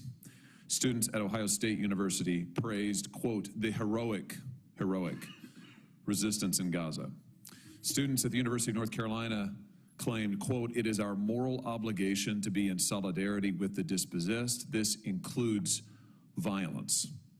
Students at New York University wrote, peaceful discourse must be rejected, and instead said there is no peace in a colonized people living under occupation, subjugation, and apartheid, referring to Israel. And finally, I'm sure you know Columbia University. Columbia was actually forced to close its campus when an Israeli student was assaulted and numerous Jewish American students were threatened. Would you condemn this rhetoric of violence and anti-Semitism at these campuses? I think it's important, and I say this as much as a former governor as I say it as the current head of the NCAA, for all of us, whether we agree with someone's general political philosophy or not, to condemn any support for violence. There is never an excuse for unprovoked attacks on innocent people. And I've said many times, and I said it a lot when I was a governor, that we have gotten really casual about the way we think about violence in this country. And I said it all the way through the summer of 2020 when we had some really horrible things that happened to members of our Black community. And I think I think we have a cultural problem there as much as anything else, Senator. And I think it's important for everybody on all sides of the political spectrum to call that stuff out. Good. I agree with you. I'm glad you're willing to say it. I think it's important that the NCAA be willing to say it. You've got many Jewish American athletes, I'm sure. And Jewish American students. Indeed. And I think you were gesturing to this, while the First Amendment certainly protects the right of anybody on our campuses and across the country to say what they want peacefully, that doesn't mean that we have to condone it and act as if it's morally acceptable. And I think it's vital that we take a stand. I'm going to ask the Senate to take a stand on the same rhetoric and condemn it as the violent anti-Semitic rhetoric that it is. Let me ask you about a student safety issue of a different kind. Earlier this year, this committee heard testimony from a 12-time All-American swimmer, Riley Gaines. She testified that in March of 2022 at the national championships where she was swimming, she was forced to share a locker room with a biological male, Leah Thomas. Let me just read from her testimony. In addition to being forced to give up our awards, our titles, and our opportunities, the NCAA forced me and my fellow swimmers to share a locker room with Thomas. Let me be clear, we were not forewarned. We were not asked for our consent, and we, the women, did not give our consent. Is that still NCAA policy? Well, first of all, I'm not going to defend what happened in 2022. I wasn't there. I was still governor of the Commonwealth. What I will say is we have very specific rules and standards around the safety and security of all our student athletes, and anyone who hosts one of our national championships has to accept that they know what they are and then abide by them accordingly. But, and does that include female athletes having to share locker rooms with biological males not being warned or consent? Are they asked for their consent? I don't believe that policy would be the policy we would use today. Currently not in. Correct. Yeah. Well, let me just ask you this. Would you support the right of student athletes to unionize? Athletes like Ms. Gaines, Ms. Thomas here today, to unionize, to have some bargaining power on some kind of an equal footing to deal with the NCAA, whether it's over safety issues like this one, whether it's over name, image, and likeness, whether it's over compensation. It seems like these institutions have all of the power. The NCAA has a lot of power. As we heard from Ms. Gaines, should student athletes have the right to unionize, to be able to speak with a little bit of an equal voice?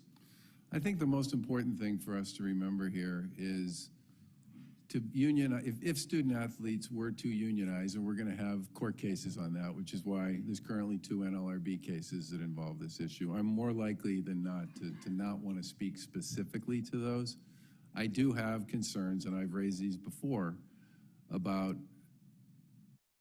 creating a system where you put one brush across all 19,000 teams, all 1,100 schools, all 500,000 athletes, and say they should all be employees. Because I do believe in your state and in the state of every single person on this committee, literally thousands of your interscholastic athletic programs will go away, because it completely changes everything about what it means to be a student athlete and what it means to be a college that supports student athletics. And I think that's a problem. Well, I appreciate your responses and your candor. I will just say in conclusion that I think we've got to find some way to give these student athletes a voice, and whether it's the issues like the ones Ms. Gaines raised or NIL issues or others. Currently, I think there's a huge power disparity. Thank you, Mr. Chairman. Can I just make one final point, Senator, which is all 3 of our student athlete advisory councils, which are elected by their peers, have expressed deep concerns about being considered to be employees. And I've talked to probably 1,000 student athletes since I got this job, and I haven't talked to one yet who wants to be an employee. I think that's important. Senator Blackburn. Thank you, Mr. Chairman. Thank you to each of you for being here. As most of you know, whether it's the Commerce Committee or here at Judiciary Committee, we have been focused on what we're going to do with the NIL issue and how it's going to affect student athletes. Likewise, we have been very concerned about men in women's sports and what that does to the student experience. And Trinity, congratulations to you on your outstanding record. I am absolutely delighted that we have the opportunity to hear your perspective today. Governor Baker, it's no surprise to you. I want to come to you first. And one of the things, pardon me, that we're looking at is the patchwork of state laws and how that affects so many different processes with the recruiting process, dealing with NIL, different approaches, different types of collectives.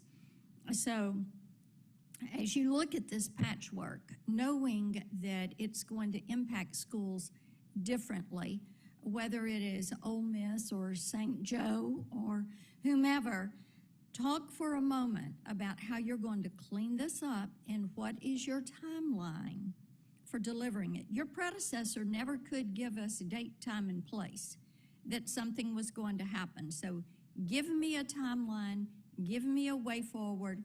I think every university, there's 1,000 schools in this country that you all cover, and they all want to know, what is that process? So thank you very much for that question, Senator, and I do appreciate the time you've given me on these issues. With respect to student-athlete transparency and access to information and consumer protections, which is sort of how I think about it, those are in the process of being written up, and I expect they'll be ratified before the end of the calendar year, okay? And those are going to... And the implementation would be at what point? It would be effective the beginning of the next scholastic year, so let's call it August of 2024. Okay. With respect to institutional involvement, which is another issue we've talked about quite a bit here, I would expect those to be done by March, and I would expect that right around March, we'd also be dealing with the issues around recruitment. Also effective August of 24. Okay, so there Now, will the be... question then becomes, Senator, those will be the ratified and voted on bylaws by the organization, by the NCAA and its membership, but that doesn't necessarily mean that in the current legal and regulatory environment, everybody will comply with them. And I fully expect at some point And then with men and women's sports, when do you expect some specific guidance? Because you just responded to Senator Hawley that you didn't think the situation with Leah Thomas and Riley Gaines, who, by the way, is a Tennessean, that the position would be the same. So when will there be specificity on that? Well, first of all, the rules around, as I said before, the rules around transgender athletes generally are more restrictive today than they were in 22. And I can state pretty clearly that no one's going to get forced into any sort of situation that's going to make them uncomfortable. We make that very clear in the guidance that we give to anybody who hosts one of our championships, period. Okay, thank you. Mr. Jones, if I could come to you, please. The collectives are something that we have looked at, and of course, as we know and has been discussed today, 98% of your college athletes do not play pro sports. And then looking at the NIL issue, the financial benefit to the student, the need for financial literacy in this, the need to prepare that 2% that do go on to the pros, because we hear 78% of those athletes end up in bankruptcy. Talk a little bit about what the collective is doing. You said in your testimony that you all don't help with recruitment. You jump in after the students are there. So how do you help prepare them for this? Well, I think a lot of what we've heard today about collectives are outdated perceptions that probably were formed over 12 months ago when collectives were first being formed. They weren't as well staffed, they didn't have as much guidance, and they were just trying to figure things out. I think collectives, like everything, has evolved over the last 12 months, Senator, to a much more functional, well-staffed organization run by business professionals that provide resources and tools. Because at the end of the day, I think originally collectives were about just writing a check to the athlete. There's no doubt about that. But I think what's happened now, collectives, and at least for mine specifically at the University of Mississippi, it's as much about developmental as it is compensation. And I believe that's philosophically the way we should be going to protect the well-being of our student athletes, to make them better prepared and more functional members of society when they leave their campus. So most collectives in the 25 in the TCA, we stand united for, we already are very transparent. We have our contracts on file with universities. We are all about getting the bad actors out with an agent registry and a standardized contract. We have no problem with those things. So we support a lot of that, what we've heard today. I just think the perception of collectives is outdated. We have evolved just like the market has evolved, and we are giving our athletes resources and tools so they're better prepared in financial literacy, being a tax-paying citizen, networking in business, protecting the value of their name on social media, and all those tools, and how to deliver an obligation we are compensated, which is the tools they're going to need, Senator, whether they play, to your point, professional sports or not, and the majority will not. And the tools that we are providing on the collectives of today are helping them prepare for that. Mr. Chairman, my time has expired. I think it might be helpful to us, knowing there are other collectives in the room, if we could get a written statement from them of what their process of participation is with their students, as we look at having some certainty and consistency in this process across the country. Thank you. I'm turning it back over to the real chairman, but I just want to say next up is the Deion Sanders of the Republican caucus, Ted Cruz. that may be the kindest introduction I have ever gotten in my life. I will say to the senator from New Jersey, he may find that introduction played in attack ads against him in his home state, so I apologize for that ahead of time. Welcome to all the members of this panel. Thank you for being here. Thank you for your testimony on this topic, which I think is an exceptionally important topic. College sports are amazing.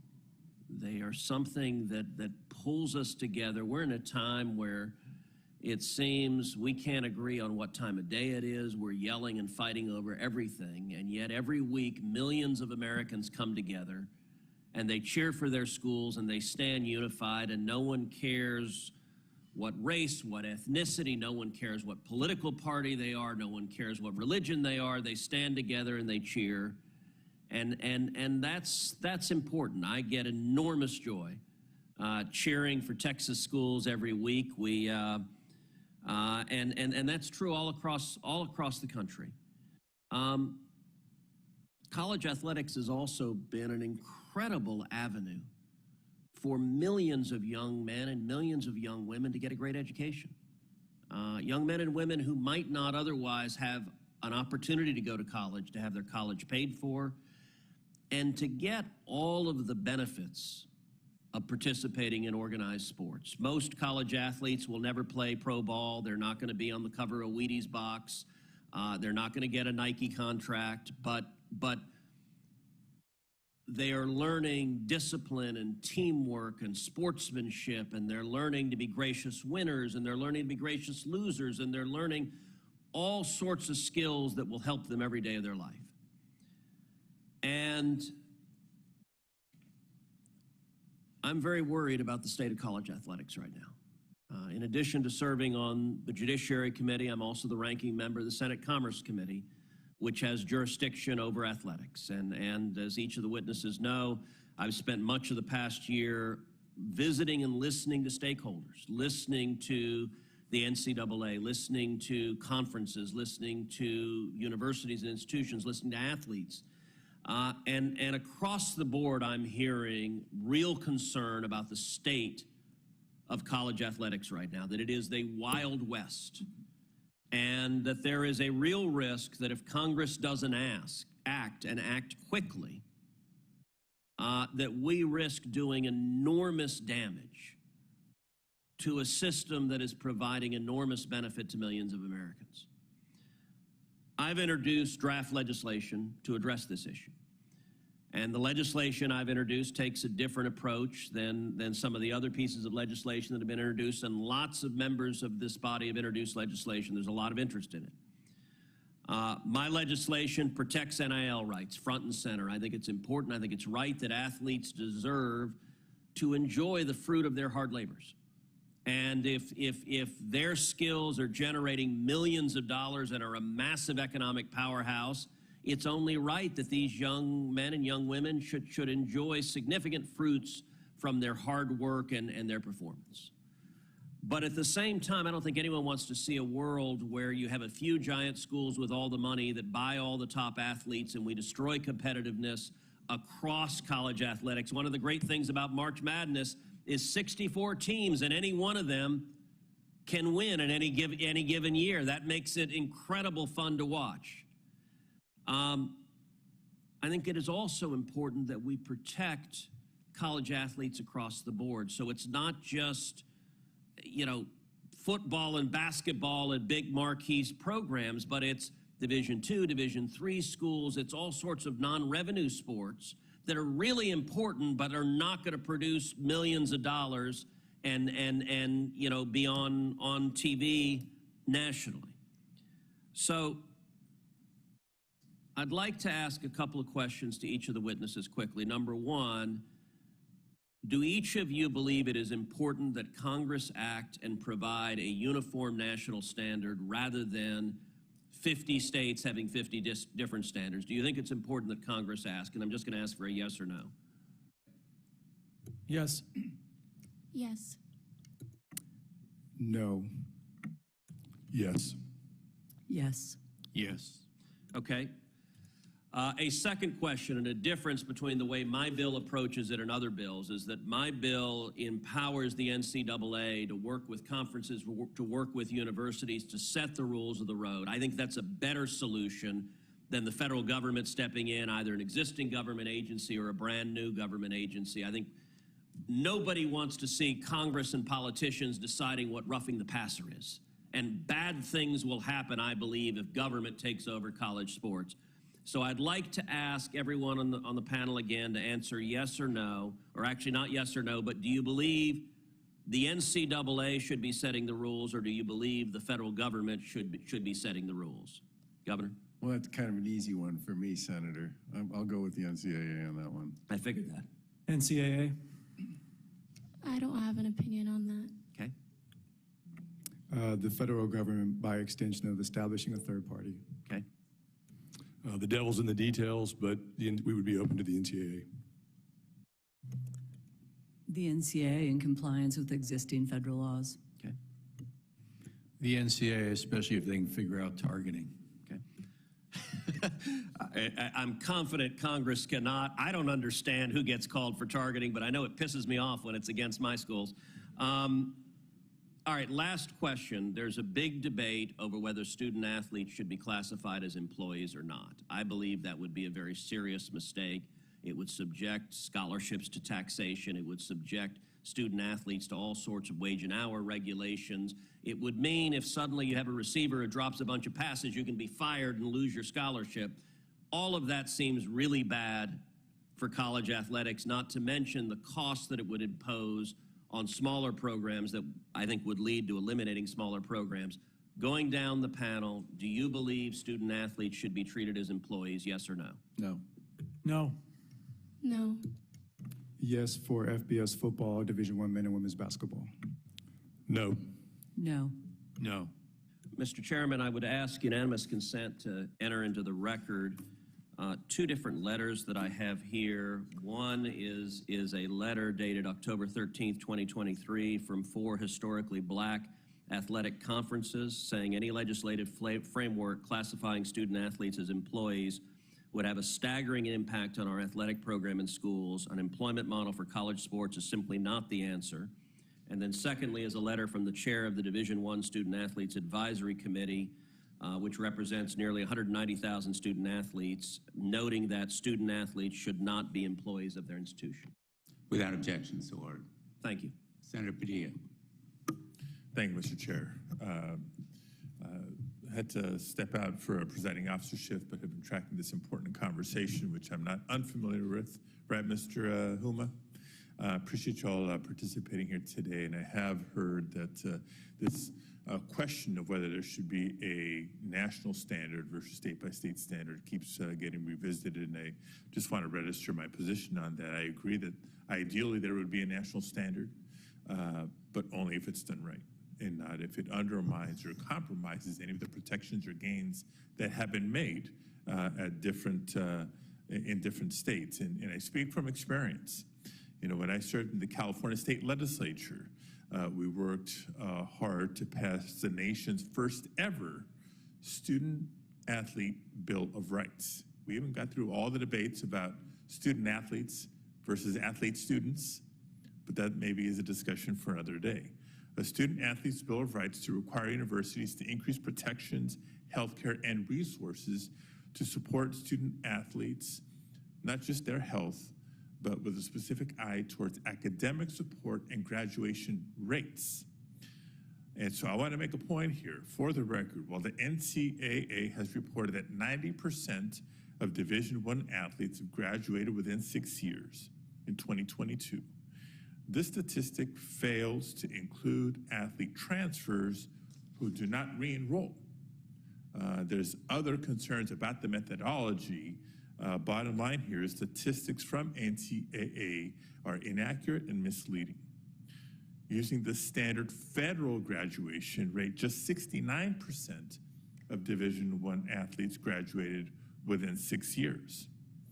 So as we have this important conversation today, I want to make sure that the billions of dollars in profit that is made off of the performance, the work, and the sacrifice of student athletes in collegiate sports is also used to support the pursuit of a college degree.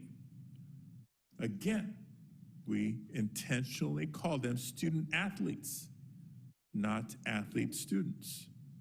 The student part comes first, not just the name, it also needs to come first in practice. Question for Mr. Huma. What protections exist today and what protections are still needed to further support student athlete graduation rates? Thank you, and thank you for all the work you've done in the past on college athletes' rights in California, setting a great example of what states can do. But, first and foremost, if you look at the Pac-12 surveys, they did a survey a few years ago, and across all sports, athletes reported spending 50 hours a week in their sport alone. 50 hours on top of full-time school. That survey is not going to change the TV schedules and the game schedules, but it's important that athletes on the back end have enough time to graduate. So one important issue is to make sure athletes have enough time to graduate. I know the NCAA is saying that it's going to pass legislation for years and years afterwards, but the thing is, without enforcement, any rules that the NCAA adopts, if there's no enforcement, it's not going to happen. Schools don't have to worry about And so I'd offer to my colleagues for consideration a threshold, as we did at the state level. Certain programs, certain schools whose graduation rates by program falls below a certain threshold would then trigger requirements for additional investment, additional support, whether it's tutoring or anything else. If we're genuine and sincere when we call them student athletes, right? Not just athletes or athlete students. I know my time is brief, but I also want to just ask a follow-up question to you on, in addition to academic support, the mental health needs, stress is real, and that's been under, programs to date, conference structures to date. I can only imagine under new conference structures, more travel time, more money at stake, time away from home and family, et cetera. What recommendations do you have for better supporting students in that capacity? Well, I think first, if you address some of the root problems, it's making sure injuries are taken care of. Coaches can't push players back with injuries. There's a lot of athletes who are broken because they've been betrayed by the universities. And there has to be a third party. That's not the honor system. Many schools do it right, many don't. The surveys show it. The trainers are saying that coaches are forcing players back in competition before they're ready. 59% of trainers say that. 20% report returning players to play without even medical clearance. That's what's happening really at the schools. They're breaking kids. And now you realign conferences on opposite coasts. That's more pressures on academics, travel, their health, their rest. So some of the structural issues need to be addressed. That will go a long way. And for the schools, many schools should be prioritizing having proper mental health services on campus. Yeah. And there's no such thing as a full 4-year ride. And I know my time is up, but I do want to ask just one more question because I think it's timely, particularly for the state of California, and it's going to be for Governor Baker.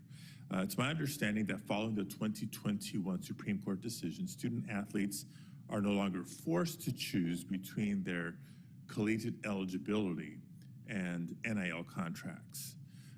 As all of you know, Los Angeles will be hosting the 2028 Olympic and Paralympic Games, and preparations are well underway.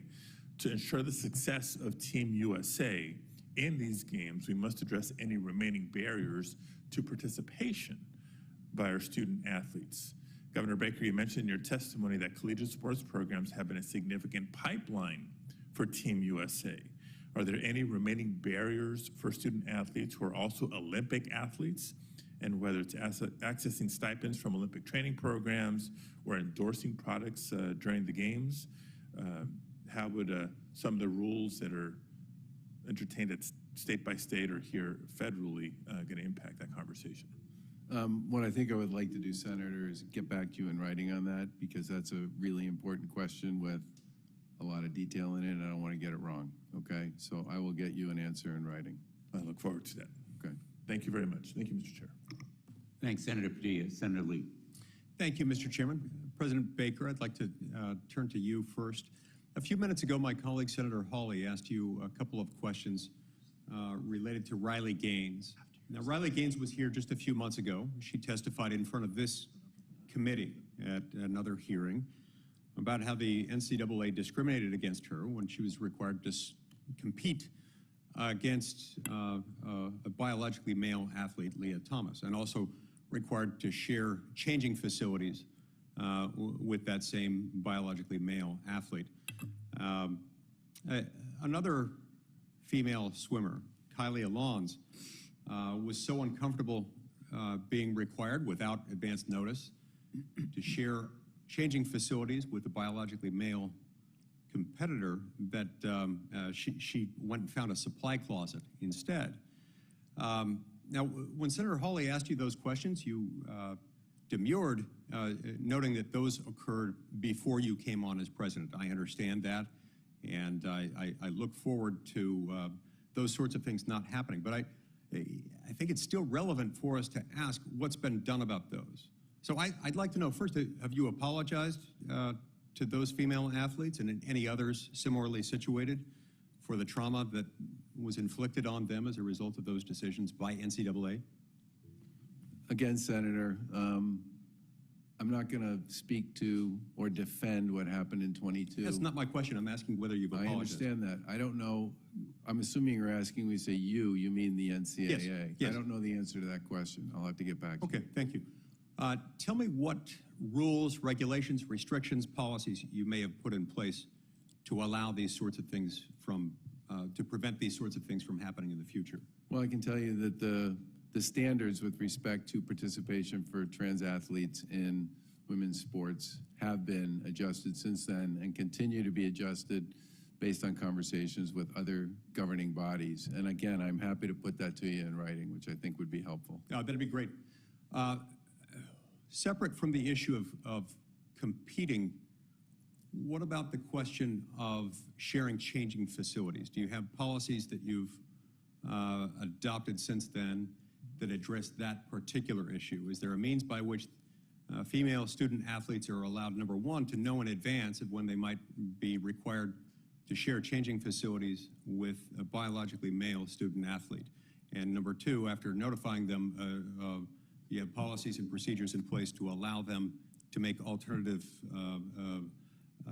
arrangements for changing facilities. Our policies with respect to the safety and security of student athletes participating in our championships is pretty explicit about making clear that student athletes should not be forced into uncomfortable situations. I will confirm that that would involve situations such as the one that you're raising here. And again, I'll get that to you in writing. Thank you very much.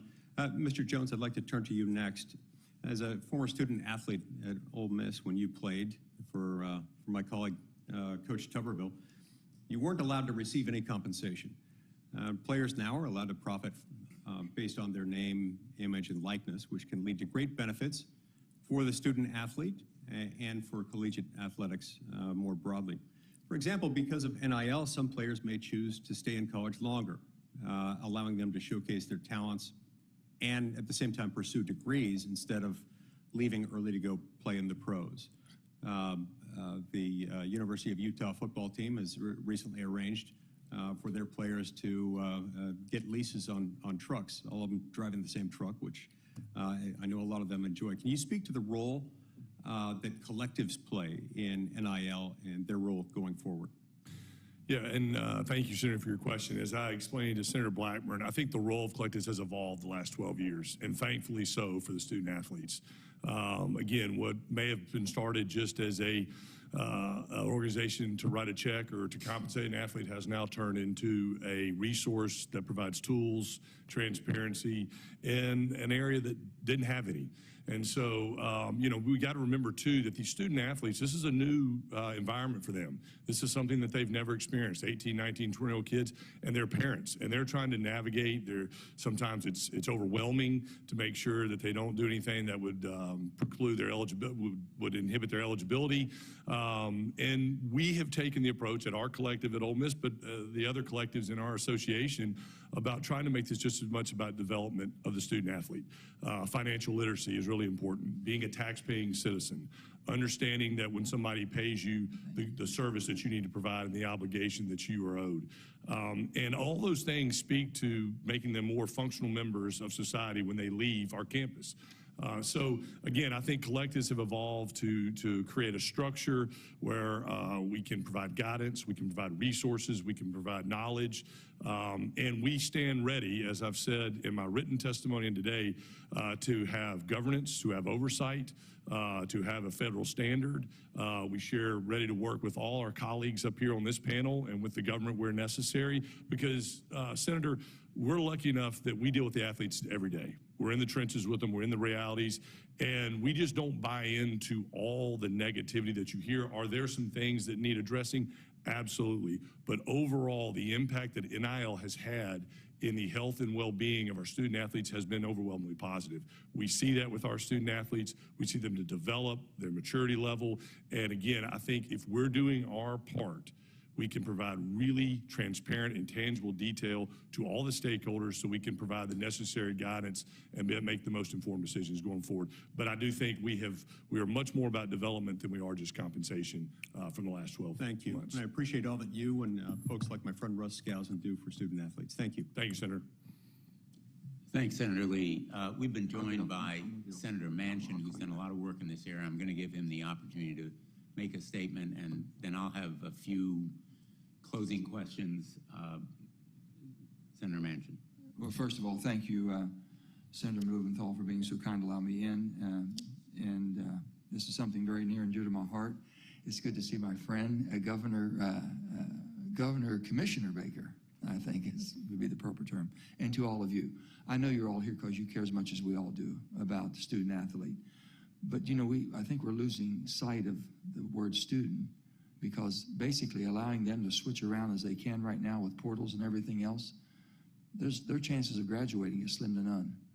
And something has to be done. So here's what we've done. We have a piece of legislation, Senator Blumenthal, and I've shared it with him and all that. Myself and Tommy Tuberville, who's a coach at Auburn, we've put a bill together which is called the PASS Act. And what we're trying to do is kind of put some guardrails, if you will, for boosters and collectives to make sure they're associated with the schools and they're in sync with the schools for the purpose of making coordination there. We're not trying to harm any student from able to sell their value. We just don't believe it should be auctioned off school against school. Pretty simple. If you got that value and that talent, you're on TikTok, whatever you are, get yourself a lawyer, get yourself an agent, and go to it. Just don't come to West Virginia University and then basically say, they'll give me this much, and now Maryland's going to give me this much, or so-and-so. So we're trying to take that out of it. The other thing is moderating the transfer portal. I was fortunate enough to get a scholarship at WVU and got hurt very early. Back then in the 60s, they still kept me. They didn't have to. But right now, if I got a Division I scholarship, a Division I school scholarship, full scholarship, in one of the major sports, they're committed to keeping me for 4 years, giving me an education. They're that committed to education. The bottom line is I'm not committed to stay. I can leave the first month if I'm unhappy. They told me I'm going to play quarterback, and I go in, and all of a sudden you're going to put me defensive back? Oh, no, I'm sorry. I'm going somewhere else. That is not what developing young athletes is about. They're going to have to be structured and coached somewhere. So we're putting guardrails on that. 3 years. Freshman, sophomore, junior. Junior year, after that, go anywhere you want to. That coach has had a chance. Now, there's still going to be the waiver provision. I've spoken to Commissioner Baker about all these things, and if you've seen our bill, if not, we'll make sure you receive it. Providing transparency of how these are operating, clarifying the NIL activities, which I just talked about, providing additional protection for student athletes. The bottom line is our main goal is to get them an education, get them a skill set.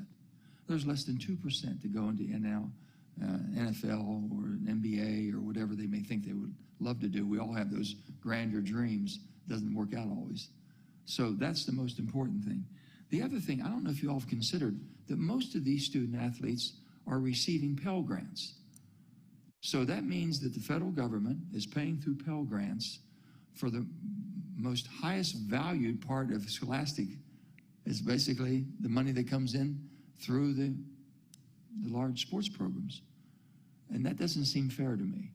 All these schools have other students that really need the Pell Grants very badly, but there's enough value within the system that would pay for those students. I don't think anyone intended that to happen that way. It just has evolved. I don't know if you all were aware of that or not, It's been brought to my attention. I think that something has to be corrected too. Enforcing oversight, also health and safety. And our bill basically says you will take care of a student athlete 8 years after they finish their playing days or curriculum or graduate. And that means it has to be a sport-related injury to the sport they played. So it'd probably be in orthopedics, things of that sort. We're trying to make sure they have the full value of having a quality of a healthy education and have a healthy life to provide for themselves and their family, but also the experience of being a student athlete. They're coming in as professionals now. The NIL has basically just about destroyed what I know the system was and how it was supposed to be. Heck, I would have paid WVU to let me go play. And I'm telling you, the love of the sport, it still has to be there. If it's all about chasing the dollar from when you're on Pop Warner teams and your parents are pushing you and all these, that's not what it was designed to be. So if they're that good, go right in from high school to the pros. Don't come through this college system and basically have an auction bid. That's not what it was intended to be. So I know everyone has different opinions about this. I've heard everything from Players Union. You want to really screw a school and screw Title IX and everything else, try that one on. And Title IX is going to get hurt the worst. And no one's even looking at that, to the point to where we're just worried about the two major sports that have all the money. So I've got a lot of problems, I really do, with this, seeing it up close and personal, seeing a lot of young men and women who've really made tremendous contributions to society, not through athletics after they finished the athletic scholarship they had. They did it because they were developed young people who were matured enough to go out and share their value, and that's been tremendous. I think, I've always said this, I never could figure out, when we were in school, we used to get tickets, and we would sell the tickets, and that gives us a little bit of spending money. We got $30 a month for laundry. That was it. I said, that's pretty good. We could almost live on $30 a month back in the 60s. So we felt good about all these things, but then we thought, man, that's a bonus. I didn't expect that. And then I says, so-and-so, some of my classmates and my ball players, their own parents couldn't afford to come watch them play. And if an alumni tried to pay to get the parent there, it was a violation. Crazy. I said, how come your mom's not here? Well, my grandma, she can't afford it. I just said, we've got to fix that. So I know you all have good intentions. Guys, you got to help us. If not, we're going to lose something, I'd say, one of the greatest pastimes we've ever had. And no matter where you went to school, no matter if you played or not, you're still there. It's still part of you. And you're rooting for the system, but you're rooting for the kids. And anymore, it's kind of hard to root for the kids when they're starting multimillionaires at freshman, sophomore. So that's my 2 cents, Mr. President. Mr. President, Senate. No, Senator Blumenthal's been so kind. We have a lot of the same concerns, and we have a little different opinion of how it should be done. But if you help us, we can make changes. I think we really can. That's going to be constructive. And Mr. Baker, Charlie Baker, my friend, I'm so glad you are where you are. I think you can put basically some common sense to this thing. I don't think we'd have never been there if we had strength of leadership back when this thing evolved to where it got to today. So I'm hoping all of us can work together and take the politics out of it. And I know it's hard to do that anywhere, but if you can take the politics out and be able to look at really what's our purpose, that student athlete should have the best experience in their life, to be a basically contributing quality adult to give something back. 98% of them could do that. About 2% will say and make their fortune in the arena. So thank you. Thanks, Senator Manchin. I have a few closing questions which I'd like to pose to the panel as a whole. Some of you may be aware that international students are treated differently than American citizens who are college athletes. I've raised this issue of foreign student athletes being able to benefit from their NIL with Secretary Mayorkas, actually in this room before the Judiciary Committee. The current visa system puts those athletes at risk of losing their legal status here if they earn any NIL money. In my view, this kind of discrimination is deeply unfair to them and demonstrably outdated.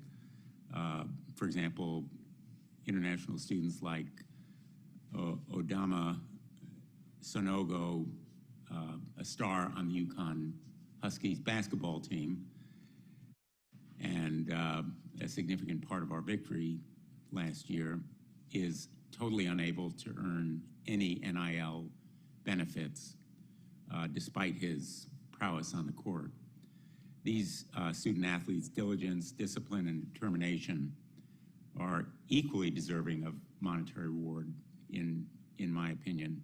Let me ask the panel as a whole, maybe beginning with Governor Baker, would you support changes in our laws and regulation to permit those international students who may not be citizens to benefit from their NIL status without fear of losing their visas or other legal status?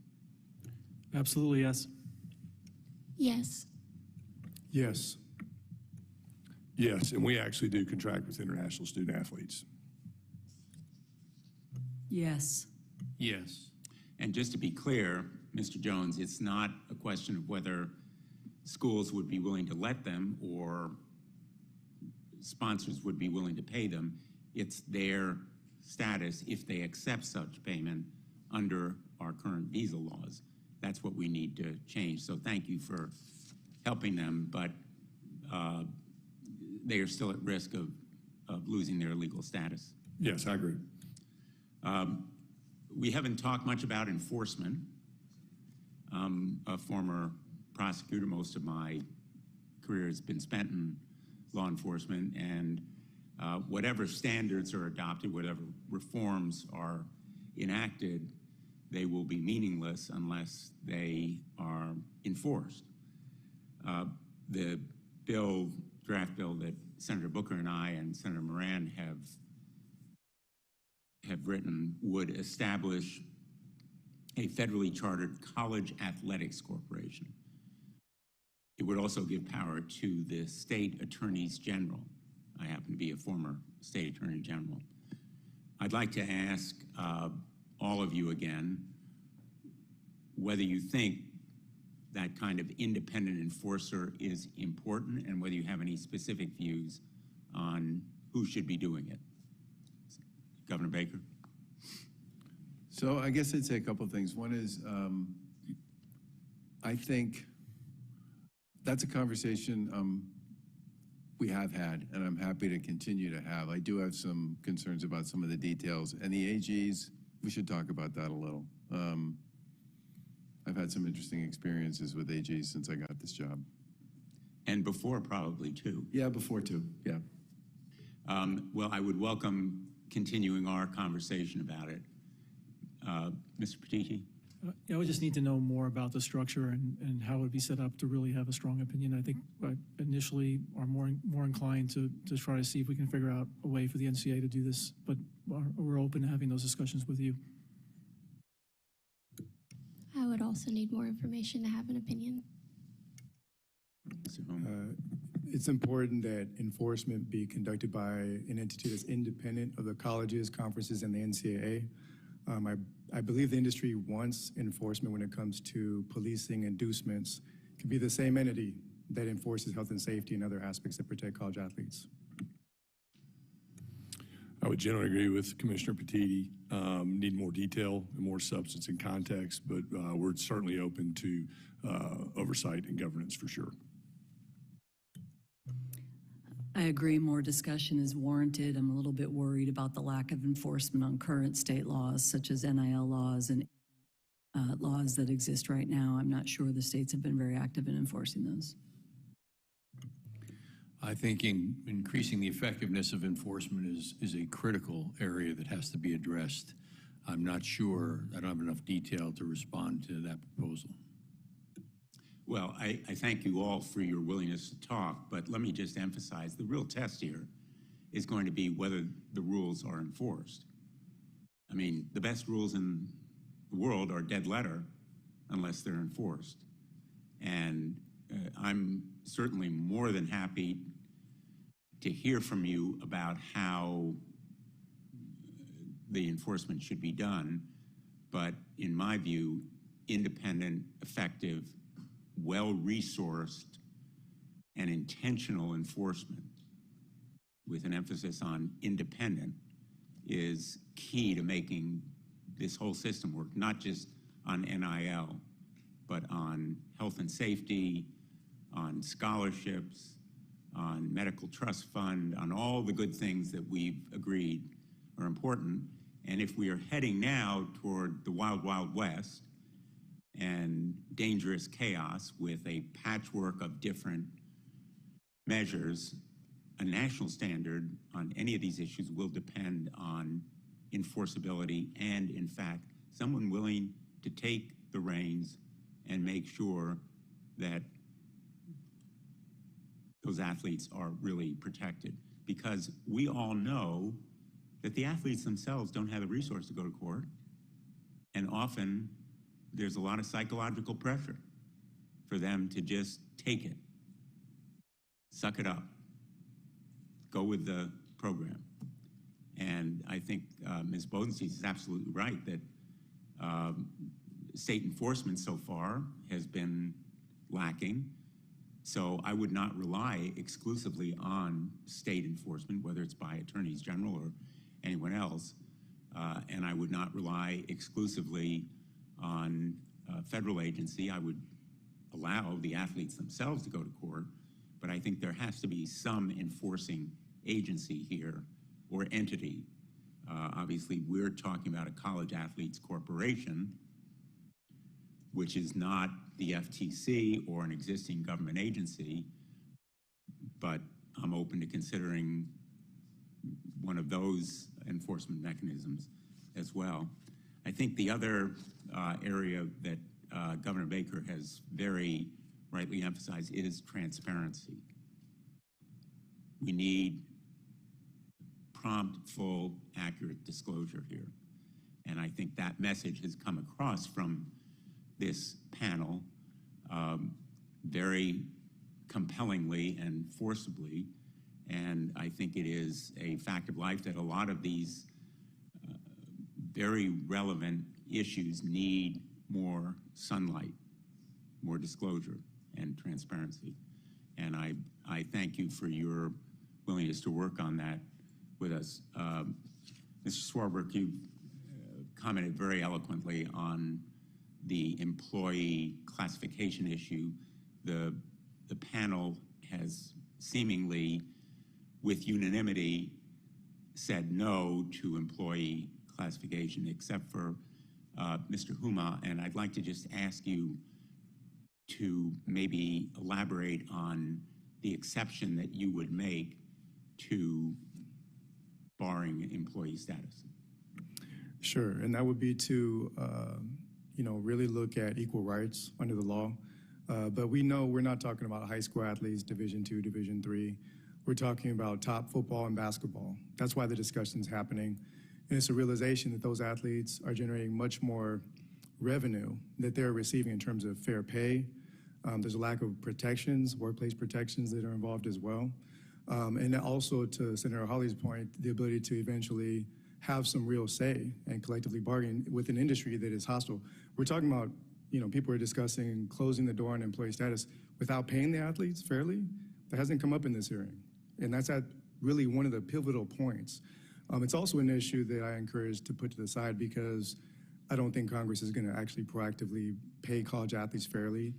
I don't think that legislation that would ban college athlete pay would get through either. So there's a lot of issues that we can, I think, come to agreement on.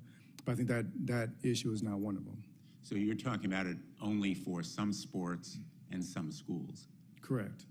And correct. What if the athlete didn't want to be an employee? So there was, throughout our conversations in all the different states, there was athletes from, the NCAA's committees or the colleges committees that would say, hey, look, I'd rather not have NIL because the school told me that would divert money from our school and force us to cut my sport, and I'm afraid of that.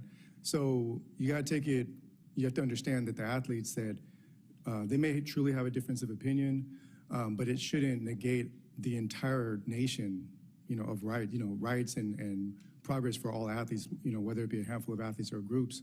What is equal rights under the law? Do athletes have labor rights or not? And I don't think that Congress should be creating special status, is what I heard, but it's a second-class citizenship. When you carve out players from rights, that's a big issue in this country, and we oppose that. I think we'll continue to talk about this issue, and I'm certainly sympathetic to the idea of collective bargaining. I've been a long-standing champion of unions and the vital role they play in employment settings, and I'd like to continue this conversation with you. I think one of the objectives here is to guarantee fairness and protection to athletes in all schools and all sports. And perhaps that kind of exception makes sense for some colleges and some sports, but I think the line drawing may be difficult to do, but we can continue this conversation. I am grateful to all of you for being here today. It's been a remarkably productive and informative hearing. Each of you has brought a perspective that is singular and extraordinarily significant, and I want to thank all of you. I think that one point that comes across loud and clear is that the present system isn't working. It is broken, and the corrective action taken so far is commendable, but so far inadequate, and that Congress has to do its job to protect student athletes. Thank you all for being here today. The record will remain open for 1 week for questions that may be submitted or any additional comments, and we welcome them that you want to add in writing. And with that, the hearing is closed.